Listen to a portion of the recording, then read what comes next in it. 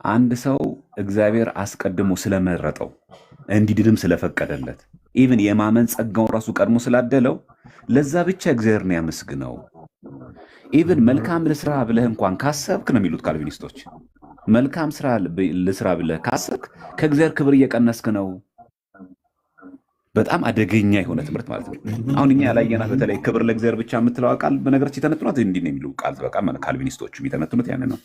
ጆን ካልቪን የጻፈው አለ ይሄ ኮሚኒተሪ ኦን ማቴዎስ፣ ማርቆስ፣ ሉቃስ ላይ እና ሉቃስ 18ን ሲተረጉም እስከ 9 ባለው ሲተረጉም ቃል በቃል ምንም አይነት ይሁን ነው የሚለው። ምንም ሰው በመዳን ውስጥ የራሱ ሱታፌ አለው ከተባለ ይህ የእግዚአብሔርን ክብር ይሻማል፣ ክብሩን ይቀንሳል ነው የሚሉት።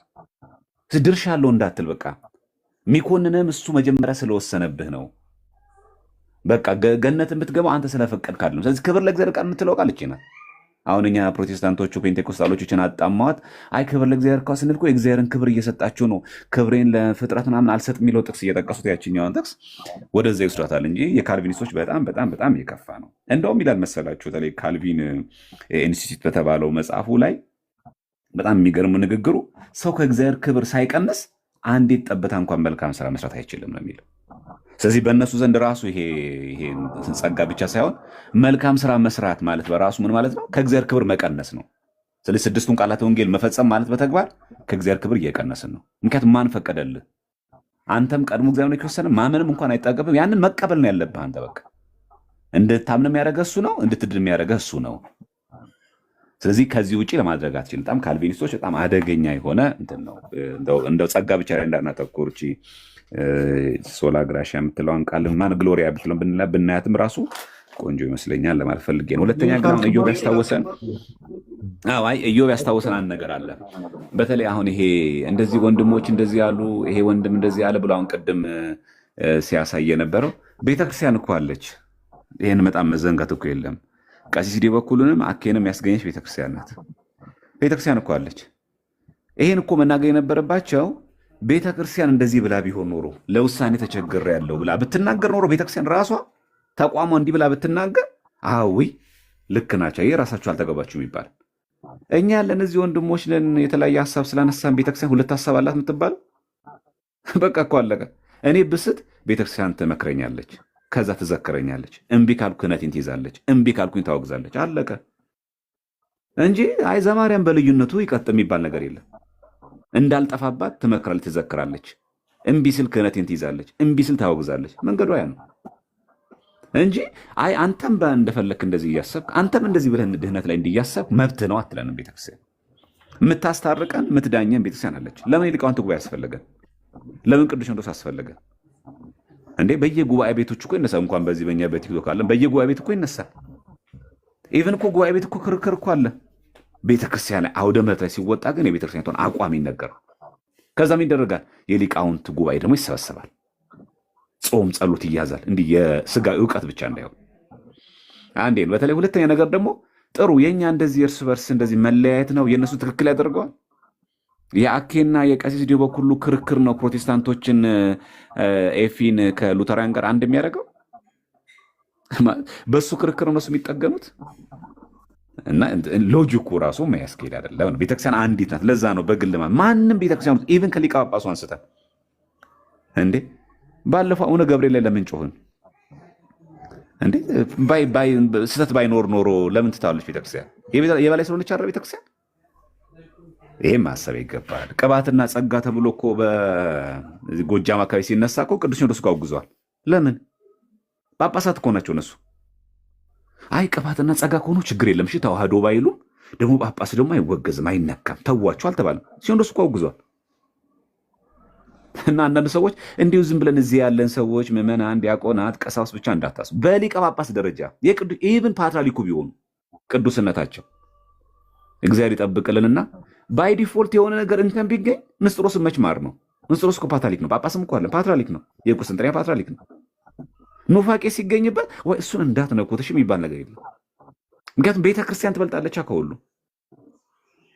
እና አንዳንዶቻችን የሆነ እዚህ ሪካርድ እያየን ምናምን ትምህርት እያየን እንደዚህ የሚባል ነገር የለም። እዚህ ጋር ግለሰባዊ አይደለችም ቤተክርስቲያን፣ ኩላዊት ናት ቤተክርስቲያን። ለዚህ ነው እኮ የቤተክርስቲያን ራሱ ቃለ ዓዋዲው ሊቀ ፓትርያርኩ የሆነ ከቤተክርስቲያን ትምህርት የወጣ ነገር ከተገኘባቸው ቅዱስነቶ ቅዱስ ሲኖዶስ ምልዓተ ጉባኤ ፓትርያርኩ በሌሉበት ወይም ደግሞ እንዲወጡ አድርጎ ስብሰባው ላይ የመወሰን መብት አለው እንጂ የሲኖዶሱ መሪ ስለሆኑ ቅዱስነቱ የፈለጉትን የመናገር የፈለጉትን አስተምሮ የማምጣት መብት የላቸው። ስለዚህ ምትዳኝ ቤተክርስቲያን እንዳለች መዘንጋት የለባችሁ። ብዙ ጊዜ ይህን ስለሚያራግቡት። ሁለተኛ ነገር ደግሞ እንዳልነው ደግሞ ገድላት ድርሳናት ላይ በተመለከተ ደግሞ ልክ እኛ ያንን ነገር በቁሙ ወስደን ምንናገር አስመስለው ባያቀሩ በጣም ጥሩ ነው። መካኒን ረገጠ እዚህ ቦታ ላይ የደረሰ ይማራል ስንናገር በቃ ጥምቀትን ሽሮ ቁርባንን ሽሮ የሚገኝ ድህነት የለም። በጣም ይሄ በጣም ሁላችን ያሰመርንበት ነው። የትኛውም ደብር እንሂድ፣ የትኛውም ገዳም እንሳለም፣ የየትኛውም ጸበል ቅዱስ የሆነን መካንን እንርገጥ፣ እምነታቸውን እንቀባ፣ ጠበሉን እንጠመቅ፣ የትም ደብር የትም ገዳም የፈለገ የተባረከ ይሁን ለድህነት የሚያስፈልጉ ምስጢራትን ጨፍልቆ ደፍጥጦ ረግጦ የሚያልፍ ድህነት እኛ ቤት ውስጥ የለም። የትኛውም መንፈሳዊ ጉዞ እናብዛ፣ የትኛውም ቦታ ላይ መንነንም ገዳም እንግባ፣ የትኛውም ቦታ ላይ ሱባኤ ገብተንም እኔ እንደው የትም ቦታ እንሂድ፣ ስውሯ ማርያም ብንሄድም አናመልጥም፣ ሽንቁሩ ሚካኤልን ብንገባ አናመልጥም። ስጋ ወደሙ የሌለበት ለመዳን የሚያስፈልጉ ምስጢራት ሳይነኩ የሚገኝ ድህነት እኛ ቤት ውስጥ የለም።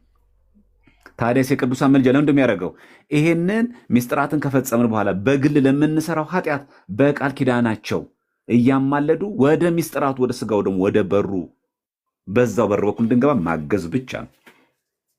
በቃ የትኛውም ባናነበው የትኛውም ገድል ሁሉን አንብበን ልንጨርስ እንችላለን። የትኛውም መጽሐፍ ላናገላብጥም እንችላለን። ግን ምስጢረ ጥምቀት ባትጠመቅም ብሎ የሚዘል በፍጹም አናገኝም። ካለ እንኳን ስተት ነው በፍጹም ማለት እምነትን ደፍጥጦ ምስጢረ ጥምቀትን ለመዳን የሚያስፈልጉ ምስጢራትን ዘሎ ደፍጥጦ ወይ ደግሞ በቅዱሳኑ ምልጃ አድርጎ ቃል ኪዳን አድርጎ የሚገኝ ድነት ያ ቅዱስ ራሱ እንደዛ አይለንም። ያ ቅዱስ ራሱ በፍጹም እንደዛ አይለንም። እንዲህ አይነት ትምህርተኛ ቤተክርስቲያንም የለም። ስለዚህ ገድሉን ባናነበው ራሱ ማለት ባናገኘው የኛ ቪዋችን የኛ ምልከታችን አስተምሯችን ይሄ ጽድት ያለ ቃል ነው። ሁለተኛ ቃላት ላይ ቢመጣብን እኛ የምንሄደው ከትምህርት ወደ ቃላት እንጂ ከቃላት ወደ ትምህርት አንመጣም። ሲጀመር የኛ ቪዋችን ራሱ ያን አስተምሯችን መጀመሪያ የሚቀድመው ከዛ ወደ ቃላት አይደለም። ገድላት ድርሳናት ኢቭን መጽሐፍ ቅዱስ ላይ ያለን ቪው ማለት እይታችን ያ ነው። የኛ ለምሳሌ ከኔ አይበልጣል በቃ ቃሉ ተጽፏል። ትምህርታችን ግን ምንድን ነው? እኔና አብ አንድ ነን።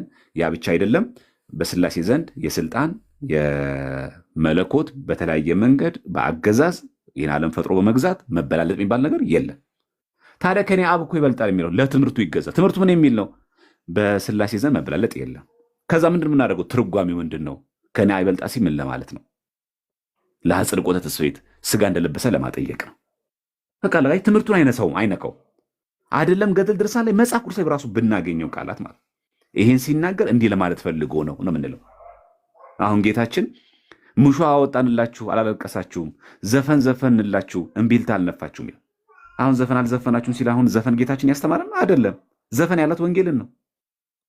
አየ ጌታችን አሁን ይሄ ገድል ላይ ቢጻፍ ኖሮ ይሄ ድርሳን ላይ ቢጻፍ ኖሮ ወንጌል ዘፈን ብትባል ኖሮ የሉቃስ ወንጌል ምዕራፍ 7 ላይ ያለቃል እኮ እምቢልታ ነፋንላችሁ አለና ጌታ ዘፈን አልዘፈናችሁ ማለት እንዴ። ለምንድን ነው ዘፈን እንዲዘፍኑ ጌታችን የሚጋፍ? ዘፈን ያላት እኮ ወንጌልን ነው። ምን ለማለት ነው? ደስ የምታሰኘዋን ነጥብ ወስዶ ወንጌል ደስ ታሰኛለች ለማለት ወንጌልን ዘፈን አላት። ይሄ አሁን ድርሳነ መድኃኔዓለም ላይ ብናገኘው ድርሳነ ማህያዊ ላይ ብናገኘው እኔ ከኦርቶዶክስ የወጣሁት ለዚህ ነው ይባል ነበር። ግን መጽሐፍ ቅዱስ አይለቃል። ይሄን ይዘን ግን እኛ አየህ ሙዚቃ ማለት ዳንስ ማለት ዘፈን ማለት ወንጌል ማለት ብለን ግን አትረጎምኛ። እንዲህ ማለት አይደለም። ለምን? ቃላት ለትምህርት ይገዛሉ እንጂ ትምህርት ለቃላት አይገዛ። ስለዚህ አስተምህሯችን ምክንያቱም ከመጽሐፍ ቅዱስ መጽሐፍ በፊት ትምህርት አለና አስተምህሮ አለን። አስተምህሮ ቃላት እንዲገዙ ያደርጋል። ወይ ደግሞ ቃላቶቹ የተጻፉት ጽሁፎቹ ለአስተምህሮ ይገዛሉ። እንኳን ገድላት ድርሳናት ላይ መጽሐፍ ቅዱስ ላይ ይሄን ቪዋችን ማወቅ አለብን። ሁለተኛ እንዲህ ልዩነትም ሲኖረን የምታስታርቀን የምትዳኘን ቤተክርስቲያን እንዳለች መዘንጋት የለብንም ለማለት ነው። ይቅርታ ስላበዛው።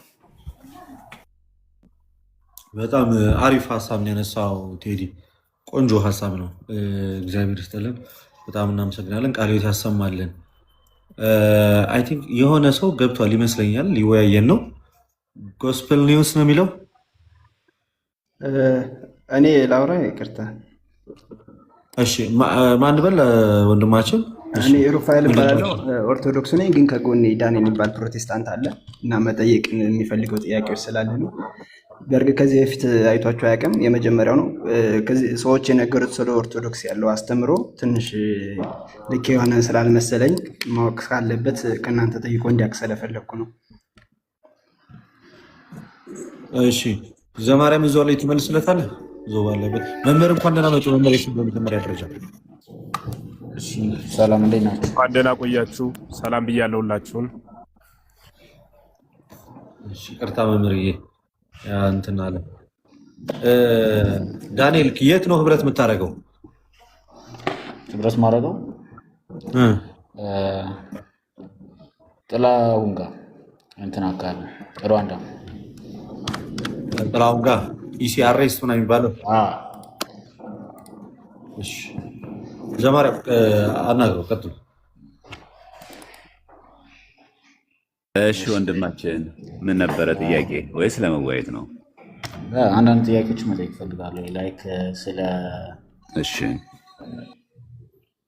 ስለ ጥምቀት ያለውን አውዶሎጂ ማለት አሁን ለምሳሌ በየቦታው ሄዶ ተጠምቆ ይድናል ምናምን መንፈሱ የሚታዘዝበት መንገድ አለ አይደል? ላይክ በማርያም ስም በእንትና ስም ምናምን የሚባለው ነገር ግን ክርስቶስ ደግሞ ያዘዛቸው መንገድ አለ አይደል? ያዘዛቸው መንገድ ደግሞ ምንድነው የሚለው? በስሜ ነው አይደል አጋንንትን አስወጡ የሚለው መጽሐፍ ቅዱስ ጋር እንደሚናገረው።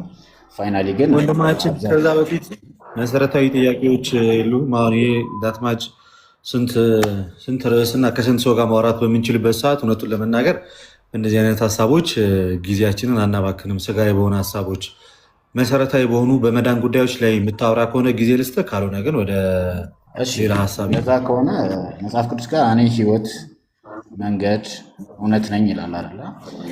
ፋይናሊ ግን አብዛኛውን የኦርቶዶክስ ጋር እንደሚሰማው ከሆነ እንትና ያማልደናል፣ ሰንበዴ ያማልደናል ይላል አይደለ? ከዛ ውጭ ሁለት አይነት ፎልቶችን አይቻለሁ። ከ2000 ዓመተ ምህረት በፊት የታተመው መጽሐፍ ቅዱስ ጋር ይናገራል አይደል? ሮሜ 8:34 ጋር የሚማልደው የሚለው አለ አይደለ? ከ2000 ዓመተ ምህረት በፊት የታተመው ሌላ ጊዜ ተመልሰን ጋስፕል ሌላ ጊዜ ነው በራስ አካውንት። ኦኬ ሰላም ብያለሁ። ልደት ሁላችሁንም ሰላም ብያለሁ። አሎ ሰላም። ከየት ቤተ እምነት ነህ? ምን አልከኝ? ከየት ቤተ እምነት ነህ? ኦኬ በክርስቶስ ኢየሱስ በማመን ብቻ የዘላለምን ሕይወት ያገኘው ነኝ። ሙሉ ወንጌል ቤተክርስቲያን ውስጥ ነው ህብረት የሚያደርገው። ማን ነበረ ስምህ? ንገረኝ እስኪ። ማቀ መሰለኝ ከዚህ በፊት አዲስ አበባ በደንብ ነው የምታውቀኝ። ሙሉ ጀማውን አስጨንቃችኋል ነበር። ከዮብ ጋር አውራ። ቆይ አንተ ዘማርያም ይቅርታ። እሺ ለዚህ አይነት እዮብ ነው የሚያስፈልገው። የማርያም ባወራው ሀሳብ ላይ ተረጋጋ። ነገር ባለስልጣንና የበላይ ነች ስትል ሰምቻለሁኝ።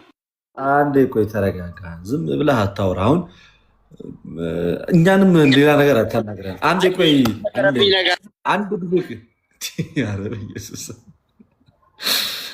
አንዴ ተረጋጋ። ሰከን አይሉም። አንተ ሲገቡ ግን በስ እያወሩ ነው የሚገቡት። ተረጋጋ። ቆይ አየሩ ሰር ተረጋጋ። አርስቱን ጠይቅ። እየተወራ ስለነበረው ነገር አርስቱ ሰውን እሱ ባወራው ላይ ጥያቄ አለኝ። አደምጥም ልደትሽ አስታውስኮ ተሳርቦ ምናምን የሚወርድ ልጅ ገባኝ። አወኩታ ትንሽ አድምጥ እስኪ። መዳን በእምነት ብቻ የሚል ሀሳብ ላይ ነው እና እሱኛው ላይ ከተወያየ በኋላ ቀጣዩን ያንተ ስነ ምግባር ታይቶ የመወያየት መንፈስ አቅም ጉልበት ታይቶ ቤተክርስቲያን ላይ ቅድም የተነሳው ሀሳብ ላይ ይጠይቃል። ለአሁኑ ግን ቤቱ እንዳጠቃላይ ሲወያይ በነበረበት ርዕሰ ጉዳይ ላይ ታወራለህ ወይስ አታወራም? ሊያወራም መሰለኝ የመጣሁት፣ ግን እዚህ ጋር ለተዋሸበት ጉዳይ ጥያቄ ስላለብኝ ነው። ተዋሽቷል ነው ጭራሽ ያልከው? አዎ። እሺ ምን ታደርግልኛለህ? የተዋሸውን ውሸት ማስረጃ ትከፍትና ትልቁ ላይ ላድርግህ አንዴ። ውሸቱን በማስረጃ አፍርስና እኛም እንማር። ማስረጃን ክፈት፣ ከዛ ውሸቱን አጋልጥ። እንዳትጠይቅሽ ጥያቄ አይደለም የፈቀድኩት። ላውራና ማስረጃውን ላምጣ። ማስረጃ አንጣና ታወራለህ። ግን ይሄ ሁሉ መምህራን ተሰብስባቸው ይሄ ሁሉ ፍርሃት ማስረጃ ሂድ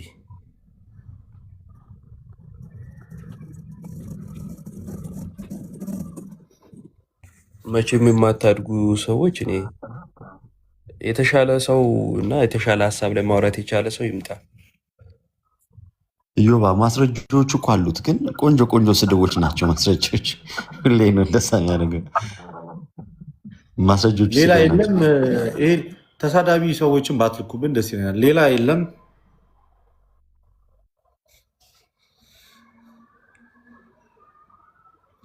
መምህር ኤፍሬምን ግን ዝም አላቸው። ኧረ ትንሽ ያውሩ። ይቅርታ ርዕሰ ጉዳዩ ላይ ተመሳሳይ ነው።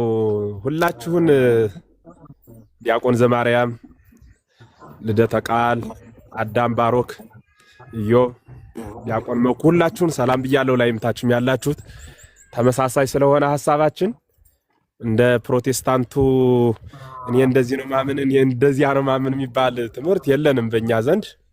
አንዱ የሚናገረው ሁላችን የሚወክል ነው። ስህተት የሆነ ሐሳብ ካለው ደግሞ እያረምን ነው ምንቀጥልና በደንብ ረጅም ሰዓት አልሰማሁም። ባለፈ ግን ሐሳቡን አነስተነው ነበረ። በተለይ ይሄ እግዚአብሔር ፍጥረትን ከመፍጠሩ በፊት ቅድመ ውሳኔ ሰጧል ብሎ መናገር ዕውቀትና ብያኔ የተምታታባቸው ሰዎች ያመረቱት ሐሳብ ነው። ሐሳቡን ማምረታቸው ሳይሆን ያመረቱት ሐሳብ ሃይማኖት ሆኖ መቀጠሉ ግን ያሳዝናል። እግዚአብሔር ስንት ሰው መንግስተ ሰማያት እንደሚገባ፣ ስንት ሰው እንደሚፈረድበት፣ ስንት ሰው እንደሚፈረድለት ያውቃል። አወቀ ማለት ግን በየነ፣ ፈረደ፣ ወሰነ ማለት አይደለም። እኔ እንደምጸድቅ እንደማልጸድቅ ፍጻሜን ያውቃል እንጂ እኔን ስወለድ እንዳልጸድቅ አድርጎ ፈጠረ አይባልም። ነገረ ሃይማኖትን፣ ነገረ ድህነትን፣ ህገ ብሉይ፣ ህገ ሐዲስ እያንዳንዱ በቤተ ክርስቲያን ውስጥ የተጻፉት ወይም ለሰው ልጆች መመሪያ የተሰጡት መጻሕፍት በጠቅላላ በዚህ አስተምሮ ውድቅ ነው የሚሆኑት። ለምን ካላችሁኝ ምጽአተ ክርስቶስ በራሱ እኮ ኪሳራ ነው። በእነሱ አስተምህሮ ሰው ሲፈጠር ሲወለድ ሞቱና ድህነቱ በብያኔ ወይም በውሳኔ የተጠናቀቀ ከሆነ ያ ሰው ወልደ እግዚአብሔር ኢየሱስ ክርስቶስ መጥቶ ከሰማይ መውረዱ ከድንግል መወለዱ ይጸድቅ ዘንድ ለተገባው ጸዳቂ ደግሞ መኮነን ለተፈረደበት ተኮናኝ ከሆነ ምጽአተ ክርስቶስ ግብሩ ምንድን ነው? በመምጣቱስ ሰው ያገኘው አገልግሎት ምንድን ነው? ምክንያቱም አስቀድሞ ሐሳቡ በተነሳው ልክ እንዲያው ሃይማኖት አድርገው ከያዙት እግዚአብሔር ቅድመ ብያኔ ወይም ውሳኔ ሰጧል ብለው ከተናገሩ እመታፈቅሩን ይቀቡ ትእዛዜ ማለቱ ምን ማለቱ ነው? የምትወዱ ከሆነ ትእዛዜን ጠብቁ ማለቱ ትእዛዙን መጠበቅ እንዲያው ግሩም ነው። ኃጢአተኛው እንዲጸድቅ ጻድቁም ኃጥ እንዲሆን እንደሚሆን ሕጉን ካልፈጸመ እስከ መጨረሻው ካልጸና ማያገለግል ከሆነ ይፈቅድ እግዚአብሔር ሞቶ ለኃጥ አላ ግባቱ ወተመይጦቱ ሀቢሁ ሚለው ሕዝቅኤል 38 ላይ እግዚአብሔር የኃጢአተኛ ሰው ሞቱን አይወድም ወደ እርሱ መመለሱን እንጂ ይላል። እንዲህ ካለ የኃጢአተኛ ሰው ሞት እግዚአብሔር የማይወድ ከሆነ ኃጢአተኛው ይጸድቅ ዘንድ እግዚአብሔር ይወዳል ማለት ነው። ከሆነ መመለስ የሚባል የለም። አንድ የተወስኖ ባህል ማለት ኮናኒ በጽድቅ ፈታሂ በርት የሚባለው እግዚአብሔርን እንዲያ መባሉን የሚያጠፋ ለሰው ለሚባለው ፍጥረት ነፃ ፈቃድን የነሳ አምላክ አድርጎ ማየትና በእግዚአብሔር ላይ ማመጽ ነው። በነገራችን ላይ እግዚአብሔር መክሰስ ነው። አንድ ሰው ኃጢአት እየሰራ እንደፈለገ እየሆነ ነገ ገሃነም ቢገባ ገሃነም ያስገባኝ ክፋቴና ኃጢአቴ ሳይሆን እግዚአብሔር ለገሃነም ስለፈጠረኝ ነው ብሎ እግዚአብሔርን መውቀስ ነው። እንዲህ ከሆነ እኮ በእውነት ይህ እምነት እንኳን ይቅርና ለሃይማኖት ለመንግስት በራሱ ስጋት ነው። ምክንያቱም ይገላል፣ ይዘርፋል፣ ይዘሙታል እንደፈለገ እየኖረ ለምን ሲሉት እግዚአብሔር እንዲህ እንድኖር ነው የፈጠረኝ ብሎ ግብረ መልስ የሚሰጥ አደረጃጀት እኮ ነው ይሄ። ያ ሰው መዘሞትን ያላቆመው እግዚአብሔር ይዘሙት ዘንድ ስለፈጠረኝ ነው ይላል። ሰብለ እከዩ ሃይማኖት ያለብሳ ማለት ይሄ ነው። ሰው ለክፋቱ ጥቅስ ይጠቅሳል ማለት ይሄ ነውና እኔ ቀደም ሲል በ3ኛው ምዕተ ዓመት የነበሩ መናፍቃን በሐሳብ ደረጃ ዘውት ነበረ። ያ እየተወለደ ያደገ ሰፍቶ ዛሬ ላይ ደግሞ በሃይማኖት በተቋም ደረጃ ሲቀመጥ ጅል የተከለው አንድ ጅል ተቀምጦ የሰቀለውን ብዙ ብልህ ቁሞ ያወርደውም ይባላልና ሕግ አድርገው ይዘውት ሲጓዙ ያሳፍራል ያሳዝንማልና አረገ ወይን ተተከለ በኢየሩሳሌም አረገ ወይን ክርስቶስ በኢየሩሳሌም ተተከለ አህዛብ ነሱ ጽጌረዳ ክርስቶስን አህዛብ ማለት በዙሪያው ያሉ ክርስቶስን የማያውቁት ጽጌረዳ የተባለ ቅዱስ ሥጋውን ክቡር ደሙን ተቀበሉ አንድም በስሙ አመኑ ወሶኩስ ተርፈ በሃባ አይሁድ ሾሁ ግን በአይሁድ ዘንድ ቀረ የተባለላቸው እኮ በግብሩ ስላላመኑበት አምላክነቱን ስላልተቀበሉ አይደለምን? እንዲያ ከሆነ አምላክነቱን መቀበል በግብሩ ማመን ሰማያዊ ዋጋ የሚያሰጥ ነው ማለት ነው። ስለዚህ እኔ እንጃ ብቻ ባለቤቱ ይሁናቸው። እንዲያው እሱ ነው የሚሆነው። ከዚያ ውጭ ግን እስከዛሬ እንዲህ አይነት ጉባኤ አጥቼ ሳልናገረው የሰነበቱት አንድ ሐሳብ ስለነበረኝ ባለፈ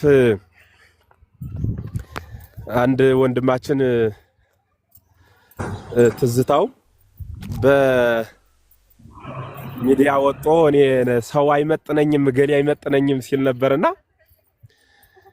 በእውነት ይሄ መጽሐፍትን ካነበበ ቤተክርስቲያን ላይ ከኖረ እንደው ኖርሁይ ብሎ ከሚያስብ ሰው የሚጠበቅ ንግግር ነው ወይ? እንኳን ይቅርና እሱን ከሚመስል ሰው ጋር ይቅርና ባለቤቱ ክርስቶስ ሰው በራሱ መጥኖት ነው እንዴ የመጣ? ከሰማይ የወረደው ከድንግል የተወለደው እኮ ሰውን ጓደኛ ያደረገው ትህትናው ነው። መጥቶ ከሰው ጋር የዋለው ያደረው በስጋ የተገለጸው ከባት ያበሳ የሆነው ጌታ ለዚያ ነው አይደል? እንዴት እንዲህ ከሆነ እንደው ገሌ አይመጥነኝም ብሎ በአደባባይ ወጦ መናገር በምን መጽሐፍ የተገኘ ነው? ማለቴ ሰው ይንቀው ዘንድ የተነገረ ቃል አለ ወይ? ሐዋርያት ሂዱና አስተምሩ የተባሉት ሐዋርያ ነኝ ብሎ ካመነ ከናንተ የሚበልጠውን ሰው ብሎ ነው ጌታ የነገራቸው ነው? ለፍጥረት ሁሉ ነው ያላቸው? ለምንድን ነው ፍጥረት ከሆነው ሁሉ መጥቶ ለመወያየት የፈራው? በዚያ ልክ የሰውን ስም ለማጥፋትስ አይምሮ የሰለጠነው እንዴት ነው የሚለው በጣም ጥያቄ ሆኖብኝ ነውና እንደው ድምጽ የሚሰማችሁ አሁንም እኔም ደግሜ ጥሪ ያቀርባለሁ። እንደው ዲያቆናት ጋር አልወያይም ካለ የፈለገውን ርዕስ የሚፈልገውን ቀን የሚፈልገው ቤት ላይ እኔ ራሴ ደግሞ አወያየው ዘንድ ፈቃደኛ ነኝና ለመወያየት ግን ፈቃዱ ከሆነ አድርሱለት። ፕሮቴስታንት እምነት ተከታይ የሆናችሁ እዚህ ውስጥ ትኖራላችሁ ብዬ ተስፋ አደርጋለሁ። መምህር ነው የምፈልግ ብሏልና እስኪ እኔ ቤተክርስቲያኗ መምህር ነኝ እና ስለዚህ መወያይ ከመምህር ጋር ነው ሲል ሰምቻለሁ ቃል በቃል ካህን መምህርዬ እቺ ነገር ሪከርድ ተደረግ። ቆይ አንዴ ቆይ ከመናገሩ በፊት ሪከርድ የምታደርጉ ሰዎች እንዲደርሰው ነው።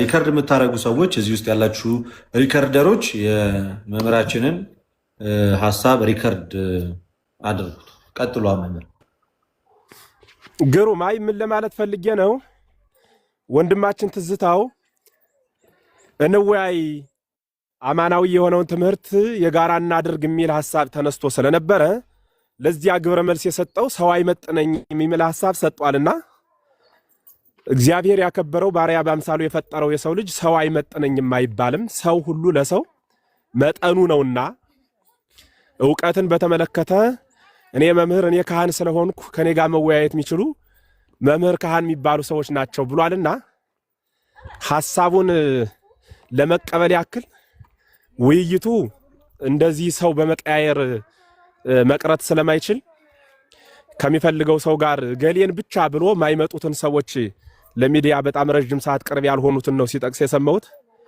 እኔ ግን ወያየው ዘንድ ፈቃደኛ ስለሆንኩ አድርሱልኝ በሚፈልገው ቤት በሚፈልገው ርዕስ እንድንወያይ ማለት ነው። ምክንያቱም ያው እሱ የፈለገው እኔ መምህር ነኝ ሲልም ስለሰማሁት የቤተ ክርስቲያኗን ትርጓሜ ሐዲሳት ወይ ብሉያት ወይ ሊቃውንት ወይ መነኮሳትን አንዱን አንስተን በደንብ እንወያያለን ማለት ነው።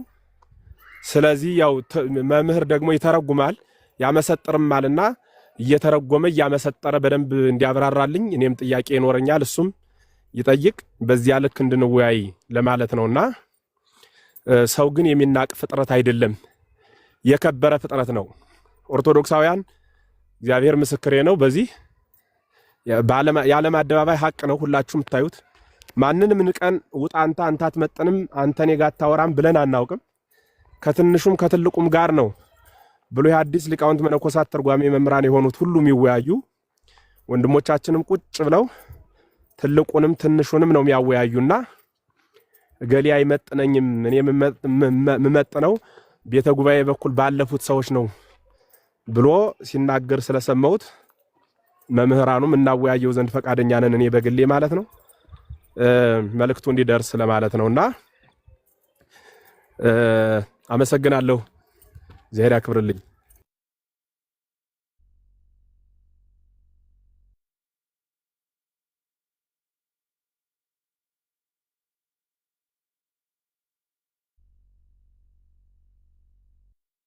ሰላም እንዴት አላችሁ? ሁላችሁም የክርስቶስ ሰላምና ፍቅር ይብዛላችሁ። አንድ ጥያቄ አለኝ ከፈቀዳችሁልኝ። ልደት ስንት ነገር እንዳወራውኝ እኮ መምህር ቃልዮት ያሰማል። እናመሰግናለን፣ ከልብ እናመሰግናለን። እውነቱን ለመናገር ወንድማችን ዲያቆን ዘማርያም አንደኛ ክህነት ያለው ነው፣ ሁለተኛ መምህር ነው። አይደለም ለሱ አለ ለምትሉ ቴዎሎጂያን በፕሮቴስታንት ለነሱ እንኳን ብቁ ሆኖ የትኛውን ቦታ ላይ ሄዶ መወያየት የሚችል ሰው ነው። እንደውም ዘማርያም አይመጥንም፣ ትዝታው መምህር እርሱም አይመጥኑትም። እናንተ ናችሁ አትመጥኑኝ የሚያላር እንደውም እናንተ እሱ አይመጥናችሁም። የትኛው የቴዎሎጂ ዘማሪ እኮ ነው፣ አዝማሪ ዘማሪ ነበር የነበረው እንጂ የትኛው የቴዎሎጂ ምሩቅ ሆኖ ነው? የትኛው የቴዎሎጂ ትምህርት አልፎ ነው? መቼስ ሲጠቅስ ሰምተነው እናውቃለን? ከየትኛው የቤተክርስቲያን አባት ጠቅሶ አመስጥሮ ሲያስተምር ሰምተነው እናውቃለን? ማይ ጋድ በጣም ያሳዝናል። ይሁን ለማንኛውም እግዚአብሔር እንደፈቀደ ይሁን። ግን ወንድማችን ዘማርያም እጅግ እናመሰግናለን፣ ኩራታችን ነህ። እኛ በጣም ተወያይተህ ልታመጣው ከምትችለው ውጤት በላይ ነው። አሁን እሱ ሲሰድብህ በዝምታ እጅግ ትህትና በተሞላበት መንገድ የሰጠው መልስ እኛ አስደስቶናል። በቃ የምንፈልገው ይሄን ነው። ኦርቶዶክስ አይነት መገለጫው ይሄ ነው። በጣም በርካታ ጴንጤዎች ደግሞ በሱ አፍረውበታል። ዝምባም እያለ ሲሳደብ ሰምተናል። በእርግጥ ከአንድ መንፈስ ቅዱስ ከራቀው ሰው የሚጠበቅ ስድቦችን ነው። ለአንተ እንደውም ብዙ ጸጋ በረከት የሚያስገኝ ነው። በመሰደብ አንተን በማብጠልጠሉ እንደዛ በመናገሩ ለአንተ ክብር ነው እና እኛ ኮርተንባል፣ ደስ ብሎናል። በተቃራኒው እንደውም አቅም ኖሮት አንተ ፊት መጥቶ መወያየት፣ አንተ ፊት አይደለም ማንኛውም ክርስቲያን ፊት መጥቶ መወያየት እንደማይችል ይህን ሁሉ ዝባዝንኬ ስድብና ምክንያት ማብዛቱ ለውይይት ብቁ ያልሆነ ማቹር ያላደረገ ሰው፣ ከስነ ምግባር የጎደለ ከእውቀት የጎደለ ሰው፣ በአንዴ ከብዙ ነገር የጎደለ መሆኑን በትክክል ዘማርያም ገና ውይይት ውስጥ ሳትገባ አሳይተናል። እግዚአብሔር ይርዳው። ጸሎት ነው እንጂ ይህ ሰውዬ ውይይት የሚያስፈልገው አልመሰለኝም። መምህራን የእርስዎን ደግሞ ቢሰማ ምን ይላል? ወንበር ዘርግተው የሚያስተምሩበት ቤተክርስቲያን ላይ የደብሮ አስተዳዳሪና ስብከተ ወንጌሉ የሀገር ውስጥ ከሀገር ውጭ ያሉት ተባብረው 1-5 ደብዳቤ ይጻፉልን ምናምን ሊል ይችላል። ይሄ እኮ ምን መሰለህ መልስ ለማሳጣት ያክል ነው ሀሳቡን የተጠቀምንበት እንጂ ዲያቆን ዘማርያም ጋር መጦ ተወያይቶ ኦርቶዶክሳዊ ለሆነው ጥያቄው ሁሉ መልስ አጦ ይሄዳል ብለን አስበንም ገምተንም አይደለም። ይሄ ሁሉም ሰው እንደ ፈረስ ጆሮ እንደ ጦር ጉረሮ ተካክሎ የሚያውቀው ጉዳይ ነው። አንዳንዶቹ ደግሞ እዚህ መካከል ምን ሲሉ ሰማቸዋለሁ፣ ኮመንት እያየው ነበረ። ገሌ አይመጥነኝም ያለ አስቀድሞ ዲያቆን ዘማርያም ነው። ዲያቆን ዘማርያም ሰው አይመጥነኝም አይልም፣ እንደማይል እርግጠኛ ነኝ ብሎ እንኳን ከሆነ የሚል ምናልባት አንዳንድ ጊዜ ምላስና ጆሮአቸው አንድ ላይ የተጣበቀባቸው ዝም ብለው ተሳድበው መሄድ የሚፈልጉ መናገር ብቻ እንጂ መስማት የማይፈልጉ ግለሰቦች ሲከሰቱ ለምሳሌ እኔ አሁን ከቀለሜ ጋር ተወያይ ብትሉ አልወያይም። ለምንድን ነው የማልወያይ ካላችሁኝ አንድም ደቂቃ አይሰማም። አንድ ሰዓት አውርቶ እንኳን አይጠግብም። ከዚያ በኋላ ደግሞ ይሳደባል፣ ይሮጣል። ይሄ ስለሆነ ከዚህ ሰው ጋር አልወያይም ማለት ናቁት ማለት ግን አይደለም። መስማት ስለማይችል ነው እንጂ ቢሰማ እንደምንግባባ እርግጠኛ ነኝ። ስለዚህ አሁን ይሄ ሰው አልመጣም ወደዚህ እምመጣው ቤተ ክህነት ይሄ በቤተ ጉባኤ በኩል ያሉ ሰዎች ብሎ ከሆነ ሐሳብ ያነሳው እስኪ ደግሞ እኛ የምናወያየው ነው። ከሐሳቡ ጋር ለመሄድ ነው ይሄንን ሐሳብ የተጠቀሙት እንጂ አይ እንዲያው ዲያቆን ዘማርያም ሲባል እንዲያው ዲያቆን የሚለው ስሙ እሱ መምህር ነኝ ስላለ እኛ መምህር ከምንባለው ጋር እስኪ ይምጣ ነው። ገብቷችኋል ምስጢሩ እንጂ እኮ እንግዲህ ሲለካማ ማኔት የጨልፋሬስ እኮ ነው። በደንብ እናውቃለን እኮ ቤተክርስቲያንን ያወቀ ክርስቶስን ያወቀ መምህር ነኝ የሚል ከቤተክርስቲያን አይወጣም። እዚያው ቤቱ ላይ ሆኖ ይሰራል እንጂ አቅሙን። ስለዚህ እሱ ስለሆነ ምን ለማለት ፈልጌ ነው፣ በዋናነት ሐሳቤን ከተረዳችሁኝ እሱ ነው በቃ።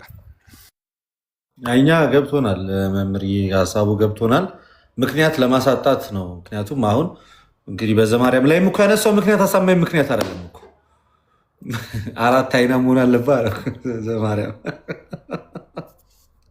እዚህ ጋር እኮ እውነት ነው። አራት አይና እኮ አይደለውም እሱማ። ሁለተኛ ግን ኢቭን አሁን ለቃሌ ላለው ራሱ ማለት እኔ ቃሌ ሲጀመር አይመጥነኝም አይደለም ያልኩት፣ ለውይይት አይመጥንም ነው እንጂ እኔ ቃሌ አይመጥነኝም አላለቅ። ሲጀመር ቃሌ ከዚህ በፊት ዲቤት አድርጓል፣ ከአኬ ጋር ዲቤት አድርጓል፣ ከታላቁ ጋር ያየናቸው አመላለሶቹ ምናምኖቹ መደናቆሩን ስለጠላው ከአንተ ጋርም ራሱ ነበርና መደናቆር ነበረ። ያንን ነው እና አሁን እሱ ደግሞ ታውቃለህ አይኔን ግንባር ያርገው ነው የሚለው። አይተህ ከሆነ ብዙ ጊዜ ያጠያየቀው እሱ ሲጠይቅህ መልስ እንጂ ምናምን አይነት ሩድ ይሁንና አንተ ደግሞ በምጠይቅበት የአንተ የጥያቄ ሰዓት ላይ ደግሞ ሲመጣ ነው ቆይ ልመልስልህ እንጂ ተረጋጋ ብሎ ልክ አንተ ስላጣደፍከው እንጂ ረጋ ብሎ መልሱን እንደሚተነትን መስሎ የሚታይ ነገር እና ያቃረቡ የውይይቱ መንገድ ለእኔ አይመቸኝም። የግሌ እኮ ነው አልኩ እንጂ ለእኔ አይመጥነኝም አላልኩም። ሲጀመር ለእኔ የማይመጥን ሰው የሚባል የለም። ሰው ሁሉ ሰው ነው። በቃ ለውይይት ግን በቃ ከኔ ባህሪ ጋር አብሮ አይሄድም። በቃ አይመጥንም። ከኔ ባህሪ ጋር አብሮ አይመጥንም። በቃ እንደዚህ አይነት ሰው አይደለም የሆነው። አዳምጦ መረጃ ሰምቶ በዛ መረጃ ላይ ዲቤት የሚያደርግ ሰው ምናምን ነው እንጂ በቃ በድርቅና ትወጣለህ። አሁን እውነት የቅርቡን እንኳን የታላቁን እንኳን ብንመለከተው እንዴት ሆኖ ነበር የወጣው? እንዴት ሆኖ እና ያንን ደግሞ ልክ አሸንፎ እንደወጣ አድርጎ አክት ሲያደርግ በጣም ያሳዝናል። እና ለማይረባ ነገር አይደለም እኛ ዲቤት የምናደርገው፣ ለሚጠቅም ነገር ነው መወያየት ያለብን። ሁለተኛ እኛ ያደረግነው እንዳለ ዲቤቶቹ ጥሩ ያደረግነው መቀበል ነው። በቃ ቀለሜ እንደ ልማዱ እኔ ፊት የሚቆም ሰው የለም ከቤተ ክህነት አለ መጣን የለም። እነሱም ታቦት ላይ እየተሳለቁ እየሳቁ ምናምን ተናገሩ። እሺ መረጃ አምጦ የለም። ስድብ ነው እኛ ያደረግነው እንጂ ዲቤት እኮ ሰለቸን። ስንት ጊዜ ያደረግን። እኔ ከኤፍሬም ባለ ጊዜ ጋር ስንት አደረግኩኝ። እኔ ከሜሎስ ጋር ስንት ያደረግኩኝ። ከ2 ጊዜ በላይ አድርገናል እኮ ከሜሎስ ጋር። ከ3 ጊዜ በላይ አድርጌያለሁ ከኤፍሬም ባለ ጊዜ ጋር። እና አንዳንድ ጊዜ ዲቤቶች ሲደረጉ ፍሬያማነታቸው ምንም ጥቅም ሳይለው ነው እኮ ሁሉም ሰዎች ወንድሞች የተውት እንጂ ስለማይጠቅምን ነው እንጂ ቢጠቅምማ እናደርጋለን። ግን እነሱ ግን አንስተውት ግን አየህ፣ በእነሱ ሳይድ ግን አንስተው ሲመጣ ኢቭን እንኳን የምናነሳው እንኳን አይገባቸውም። በጣም የሚገርመው ነገር እሱ ነው። እኔ እኮ ያነሳሁት 5ቱን ሶላዎች ገድላት ድርሳናትን ሳይጠቅሱ ማንሳት አይችሉም። በቃ ገድላት ድርሳናት ሳትወሸቁ እስቲ እነዚህን 5ቱን ሶላዎች ማሳየት የምትችሉት ብዬ ሳቀርብ ይሄንን ቃሌ ገልብጦት እስቲ የእናንተ ገድላት ደግሞ ላሳያችሁ ነው። እኔ መች እንደዛ አልኩኝ? የእኛን ገድላት ድርሳናትማ ቀለም ያለ አይደለ? ስራው ውሎ ሁሉ ነገር ይሄን በመተቸት በዚህ ጊፍትና በዚህ ኑሮ የሚኖር ሰው አለ አይደለ? እሱን እኛ መች አነሳን? እኔው ግን በዚህ በትዝታው ጉዳይ ያን ሁሉ ሰዓት ላይ ቁጭ ብሎ መናገሩ ምናምን በዚህ ልክ ሊሰማን አይገባም። በቃ ማለት ያው ስድቦቹ ሊያስጠሉ ይችላሉ። አዎ እንደ ሰውኛ ምናምን ስናያቸው ያስጠላሉ። በአራዳ ቋንቋ ደግሞ ይደብራሉ። አዎ ልክ ነው። ነገር ግን ደግሞ እዚህ ሳሪያ የመጣ ነው ልንመሰገን ነው እንዴ? ሊጨበጨብልን ነው እንዴ የመጣ ነው ማለት የማታወቅ አለበት። ስለዚህ የቤተ ክርስቲያናችን የመጨረሻው እኮ ነው ከነዋያ ቅዱሳት የመጨረሻው የከበረው ዲያቆን እንኳን በእጁ የማይነካው ጽላት የሚያከብሩ ካህናት እንኳን ጾመው ጽላቱን ታቦቱን ይዞ የሚያወጡት ካህናት እንኳን ምግብ ሳይበሉ የሚሸከሙትን ያንን ጽላት ከተነካ በኋላ የኔ ስም የኔ ክብር የኔ ዝና ምናምን ሳይኮሎጂካሊ ምናምን የሚባል ነገር አይሰራም። ስለዚህ ልንሰደብ ይገባል፣ ልንጠፋ ይገባል። ስለዚህ እኛ ለሱ መልሳችን ምንድን ነው? እግዚአብሔር ጤና ይስጠው፣ እግዚአብሔር ወደ እውነተኛው መንገድ ይመልሰው፣ ከጠፋበት ይሄ ትልቅ የስነ ልቦና ውድቀት ላይ ያለውና በምህረቱ ነገ እመቤታችን አስተርእዮ ማርያም ናት፣ በቃል ኪዳኗ ትመልስልን። የእኛ ጸሎት ልመናችን ያ ነው። እኛ በጣም ነው የምንወደው፣ በጣም ነው እኛ የምናከብረው። እንደ ሰውነቱ ጥላቻ የለብንም። ምናልባት ለገንዘብ ብሎ፣ ምናልባት ለዝና ብሎ፣ ምናልባት እዛ የሚገኝ ክብር ብሎ ከሆነ የዚህ ምድር የዚህ ዓለም ክብርም ሆነ ገንዘብ ሁሉ ይጠፋል። ቤተክርስቲያን ግን ዘላለማዊት ናት። እቺ ቤተክርስቲያን ስንል ስለ ህንፃው እያወራን አይደለችም። እቺ ቤተክርስቲያን የቅዱሳን ሰማዕታት እና በህይወት ያለን እኛ ክርስቲያኖች ህብረት ስለሆነች የዚች ደግሞ ራሷ ክርስቶስ ስለሆነ ከዚች ክርስቶስ ራስ ስለተቆረጥክ ከእሱ አካልም ስለተለየ ወደዚህ አካል እንድትመጣ ልመናችን ጸሎታችን ነው እና እግዚአብሔር ይጠብቅ፣ ከክፉ ያርቅ፣ አንደበትህን ይቆጣጠርልህ፣ ወደ ቤቱም ደግሞ ይመልስልህ። የእኛ ጸሎታችን ልመናችን ይሄ ነው ባጭሩ። እግዚአብሔር ያክብርልኝ። እናመሰግናለን። አንድ ነገር ለማስታወስ ያህል ነው። ማን ነው ትዝታውን ቢሆን ዲቤት ጠርቶ ነው ካስታወሳችሁ። ማን ነው እሸቱ ጋር መምህራን እየመጡ ያስተምሩ ነበርና ዶንኪ ቲዩብ ላይ ማለት ነው። ከዛን መቶ የሚወያየኝ የሚል ጥሪ አቅርቦ ነበር። እሱም ሌሎቹም አብረው ካረሱት በቀር ማለት ነው። ስለዚህ ዘማርያም ያደረገው ለጠራው ጥሪ መቀበል ነው፣ ልክ እንደ ቀለሜ ማለት ነው። ፕላስ ደግሞ እሱ ለጠራው እሱ ተቀበለ። ከዛ ሌላ ሰው ጥሪ ሲያቀርብ ይሄኛውን ለመሸፋፈንና ያው ብዙ ስለ ግለሰቡ ማውራት ባያስፈልግም ብቻ ይሄ አለ መታወቅ መፈለግ ሹሞን መፈለግ ምናምንና በእያንዳንዱ እኔ የሚገጥመኝ ስዕል ለመፍጠር ባልተጠሩበት ሁሉ አቤት የሚሉ ሰዎች አሉና አስፈላጊ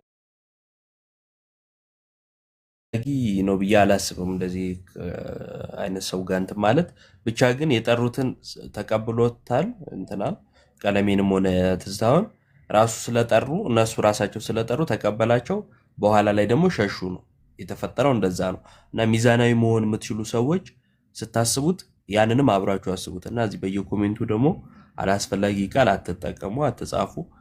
በዛን ያክል ከተናደዳችሁና በጣም የመወያየቱ እንትን ካላችሁ ራሳችሁ ግቡ። ያን አድርጉ። እሸት የምትሉ ግቡና ለእሸቱ የመለሰበት ላይ ስሙት። አልሰማችሁም ማለት እኔ ዋሽቻለሁ ማለት አይደለም። ስለዚህ ግቡና ስሙት። ራሱ ጥሪ ያቀርቧል። ሚወያየኝ ካለ አቅም ያለው ካለ ይምጣ ብሏል። ሄደ ሸሸ ነው የሆነው እና እንዳትረሱ ለማለት ነው።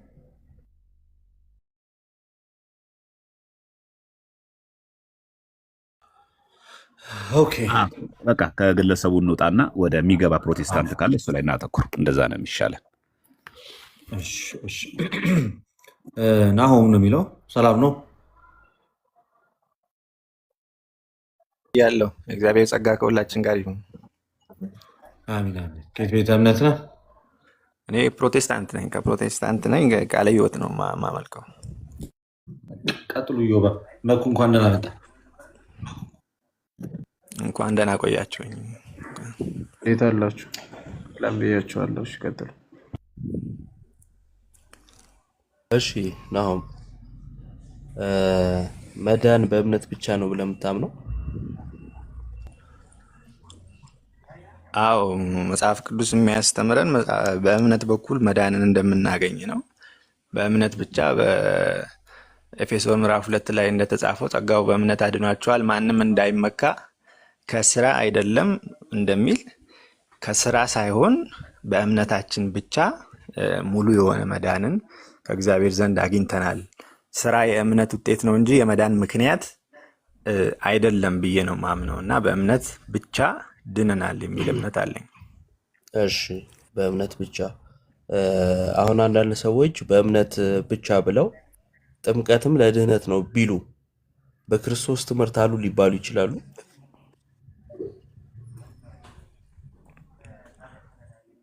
ድምጽ ይቆራረጣል፣ እየሰማው አይደለም። የኔ ኔትወርክ ከሆነ አላውቅም። እሺ አይ አንተ ይሰማኛል። አሁንስ ይሰማሃል? የኔ ይሰማል።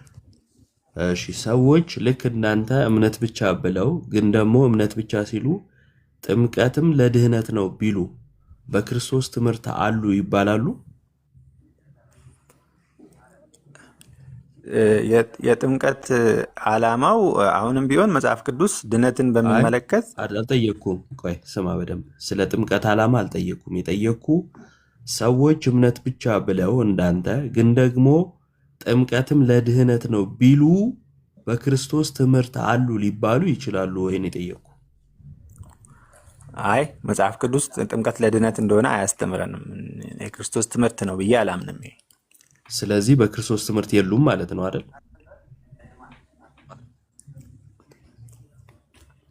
አቤት ምን አልከኝ?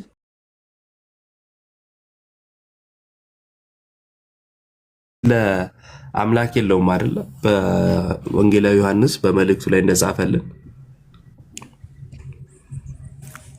አዎ በክርስቶስ ትምህርት ለማይኖር አምላክ የለውም ይላል። እሺ እናመሰግናለን። የሉትራን መካነ ኢየሱስ ቤተክርስቲያን ጥምቀት ለድህነት ብለው ያምናሉ። እምነት ብቻ ሲሉ ጥምቀትም ለድህነት ነው ብለው ያምናሉ። በአንተ እምነት ግን አምላክ የላቸውም ማለት ነው፣ ምክንያቱም በክርስቶስ ትምህርት ስላልሆኑ። እሺ አንድ ሰው ኢየሱስ ለዓለም ሁሉ አልሞተም ቢል የሞተው አስቀድሞ ለተወሰነላቸው ለጥቂቶች ነው ብሎ ቢል በክርስቶስ ትምህርት ነው ሊባል ይችላል? ክርስቶስ ለዓለም ሁሉ እንደሞተ ነው። ይሄ ለሚያምኑበት ብቻ ነው የሞተው የሚለውን ትምህርት አልቀበለውም። ክርስቶስ ኢየሱስ ለዓለም ሁሉ ቤዛ ሆኖ መድኃኒት ሆኖ ክቡር ደሙን አፍስሷል፣ ሞቷል እና ክርስቶስ ኢየሱስ የሞተው ለዓለም ነው። እሺ ቴንክ ዩ። ለዓለም ሁሉ አልሞተም የሚለው የክርስቶስ ትምህርት አይደለም ማለት ነው አይደል? አዎ እንደዛ መጽሐፍ ቅዱስ አያስተምረንም። እንግዲህ ለዓለም እንደሞተ ነው። መጽሐፍ ቅዱስ ለዓለም ሞተ ካለ ለዓለም አልሞተም የሚለውን መጽሐፍ ቅዱስ አላስተማረም ማለት ነው። መጽሐፍ ቅዱስ ካላስተማረ ደግሞ በክርስቶስ ትምህርት ነው ሊባል ወይም የክርስቶስ ትምህርት ነው ሊባል አይችልም ማለት ነው።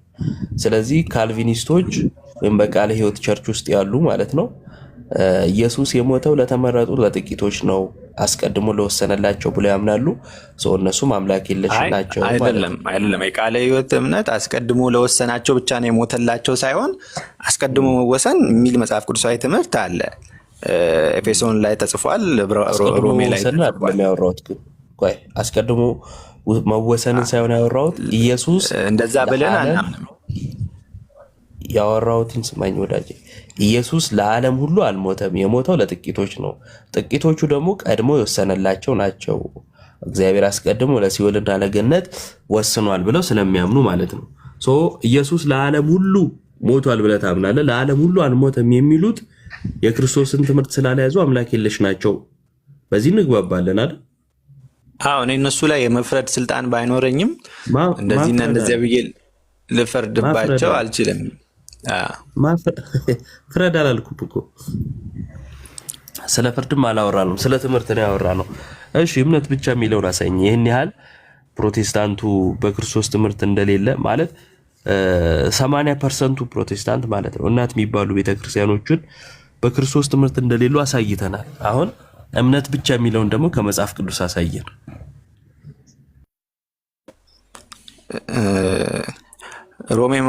ሮሜ መልእክት ምዕራፍ 4 ላይ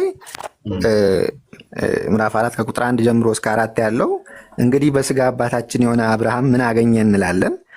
አብርሃም በስራ ጸድቆ ቢሆን የሚመካበት ነገር አለው ይላል። በስራ ጸድቆ ቢሆን ስለ ስራ አለው። እምነት ብቻ ነገር ግን ልደርስልህ እኮ ነው ላነብልህ ነው። ነገር ግን በእግዚአብሔር ዘንድ አይደለም ይላል። በእግዚአብሔር ዘንድ አይደለም፣ በስራ በእግዚአብሔር ዘንድ አይደለም። መጽሐፍስ ምን አለ? አብርሃም እግዚአብሔርን አመነ ጽድቅም ሆኖ ተቆጠረለት ይላል። አመነ ጽድቅም ሆኖ ተቆጠረለት፣ እምነቱ ጽድቅ ሆኖ ተቆጠረለት ይላል። ስለዚህ እንደዚሁ በተመሳሳይ ደግሞ ቆይ ወዳጅ እምነት ብቻ ይላል። እምነቱ ካለ ሌላ ምን እንላለን? እንግዲህ እምነቱ ጽድቅ ሆኖ ተቆጠረለት ካለ አይ እምነት አይደለም ሌላም ነገር አለ እንችላለን። እምነቱ ተቆጠረለት። አሁን እኮ ይሄንን ብቻ የሚለውን ቃል ብንጨምር እዚህ ጋር ስህተተኞች አንሆንም። አንዴ ናሆም እየሰማኝ ይቅርታ። የመጀመሪያው ብቻ የሚል ቃል በመጨመር በመጽሐፍ ቅዱስ ላይ ቃላትን የምትጨምር ሰው ትሆናለህ ማለት ነው። ቃላትን ጨምርሃል። እምነት ብቻ የሚል የለም። ብቻ የሚለውን ብንጨምርም ስተት አንሆንም ማለት መጨመርህን አምናሃል ማለት ነው። አንደኛ። ሁለተኛ በእምነት ይጸድቃል ማለት እምነት ብቻ ነው ማለት አይደለም። ለምሳሌ በመጽናት ድህነት እንዳለ ይናገራል። በመጽናት ይዳናል ማለት በማመን አይዳንም ማለት ነው አይደለም። የሚያጸናን እግዚአብሔር ነዋ። የሚያጸናን ሰው ሲያምን የሚድንበትን ጸጋ ይቀበላል። መንፈሳዊ ለውጥን ያገኛል በእምነት። ማንም በክርስቶስ ቢሆን አዲስ ፍጥረት ነው ይላል መጽሐፍ ቅዱስ።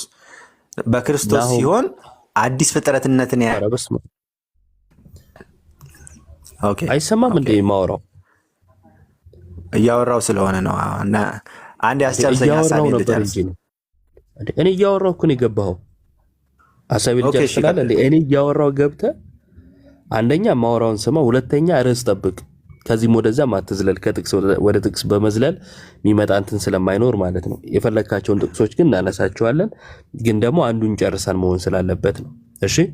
ስለዚህ እምነት ብቻ የሚል የለም። ግን ደግሞ አብርሃም አንተው ይህን ጥቅስ ስለጠቀስክ ነው። እሺ። አብርሃም በስራ ጸድቋል አልጸደቀም? እምነቱ በስራ ተረጋገጠ፣ ጸናለት። አብርሃም አመነ፣ እምነቱም ጽድቅ ሆነ ተቆጠረለት የሚለው ቃል በዚህ ተፈጸመ ነው የሚለው መጽሐፉ። ጥያቄው በስራ ጸድቋል ወይስ አልጸደቀም ነው። በስራ ጸደቀ የሚለው ስራ የእምነቱ ውጤት ስለሆነ ነው። አሁን የመጽሐፍ ቅዱስን ማጋጨት የለብንም። አልጠየኩም። የምን ውጤት ነው ብዬ አልጠየኩም። እኔ የጠየኩ በጣም ቀላልና ግልጽ አማርኛ ነው። ቃል በቃል ሳይሆን መጽሐፍ ቅዱስን አስተምሮውን ሙሉውን ነው የምንቀበለው። አስተምሮውን ሙሉውን እዚህ ጋር አሁን ያነበብኩት ክፍል ላይ በእምነቱ ብቻ አንደኛ እንድትሰማኝ ፈልጋለሁ። ሁለተኛ ላልጠየቅኩ ነገር ምላሽ እንድትሰጠኝ ደግሞ አልፈልግም። እና በጣም ተረጋጋ። ያልተጠየቀውን አታውራ። አጭርና ግልጽ ጥያቄ ነው የጠየቅኩ። ሚዩት አድርጌያለሁ እያወራ ከሆነ። አብርሃም በስራ ጸድቋል ወይስ አልጸደቀም ነው ያልኩ።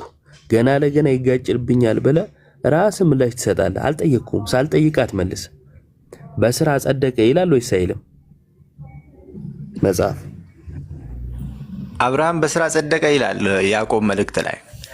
አብርሃም በስራ ጸደቀ የሚለውን ቃል ግን ከገላትያና ከሮሜ ጋር ማስማማት ይገባናል። አንዴ ቆይሽ፣ አንዴ እሺ። አብርሃም በስራ ጸድቋል ይላል። በስራ ጸድቋል ማለቱ በእምነት አልጸደቀም ማለት ነው ወይንስ በእምነት ጸደቀ ማለቱ በስራ አልጸደቀም ማለቱ ነው?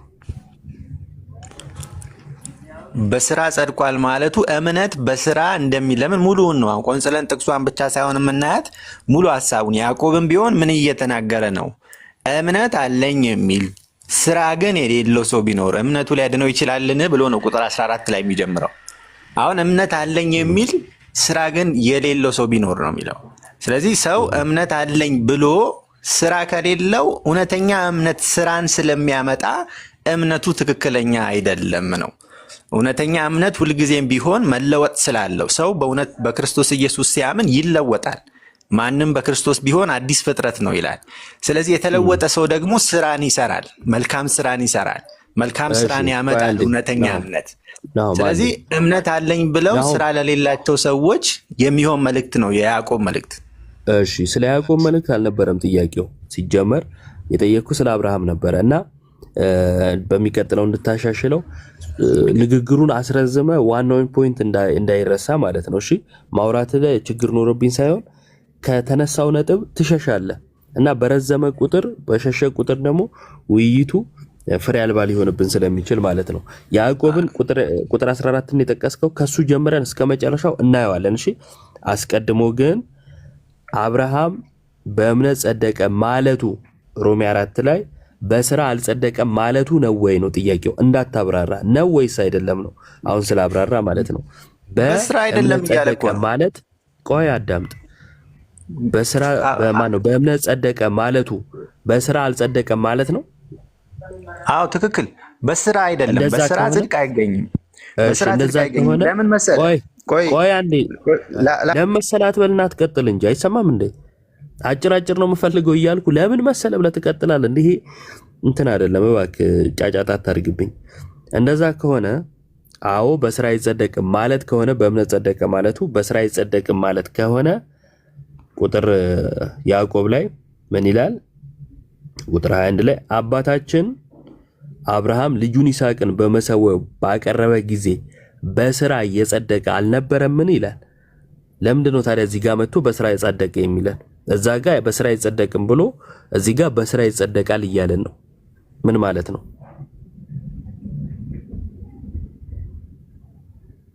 ናሆም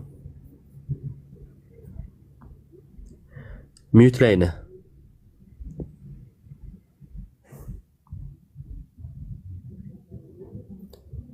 እኔ አልሰማም እንዴ ጋይስ? አለ ብሮስኪ ይሰማል። ናሆም ነው ሚዩት ሆኖ ቀረው። ኦኬ ሶሪ ሚዩት መሆኔን አላወኩም። እያወራው ነው እየነገርኩ ነበር እኮ። እሺ ቀጥል። የጠየቅኩን ከተረዳ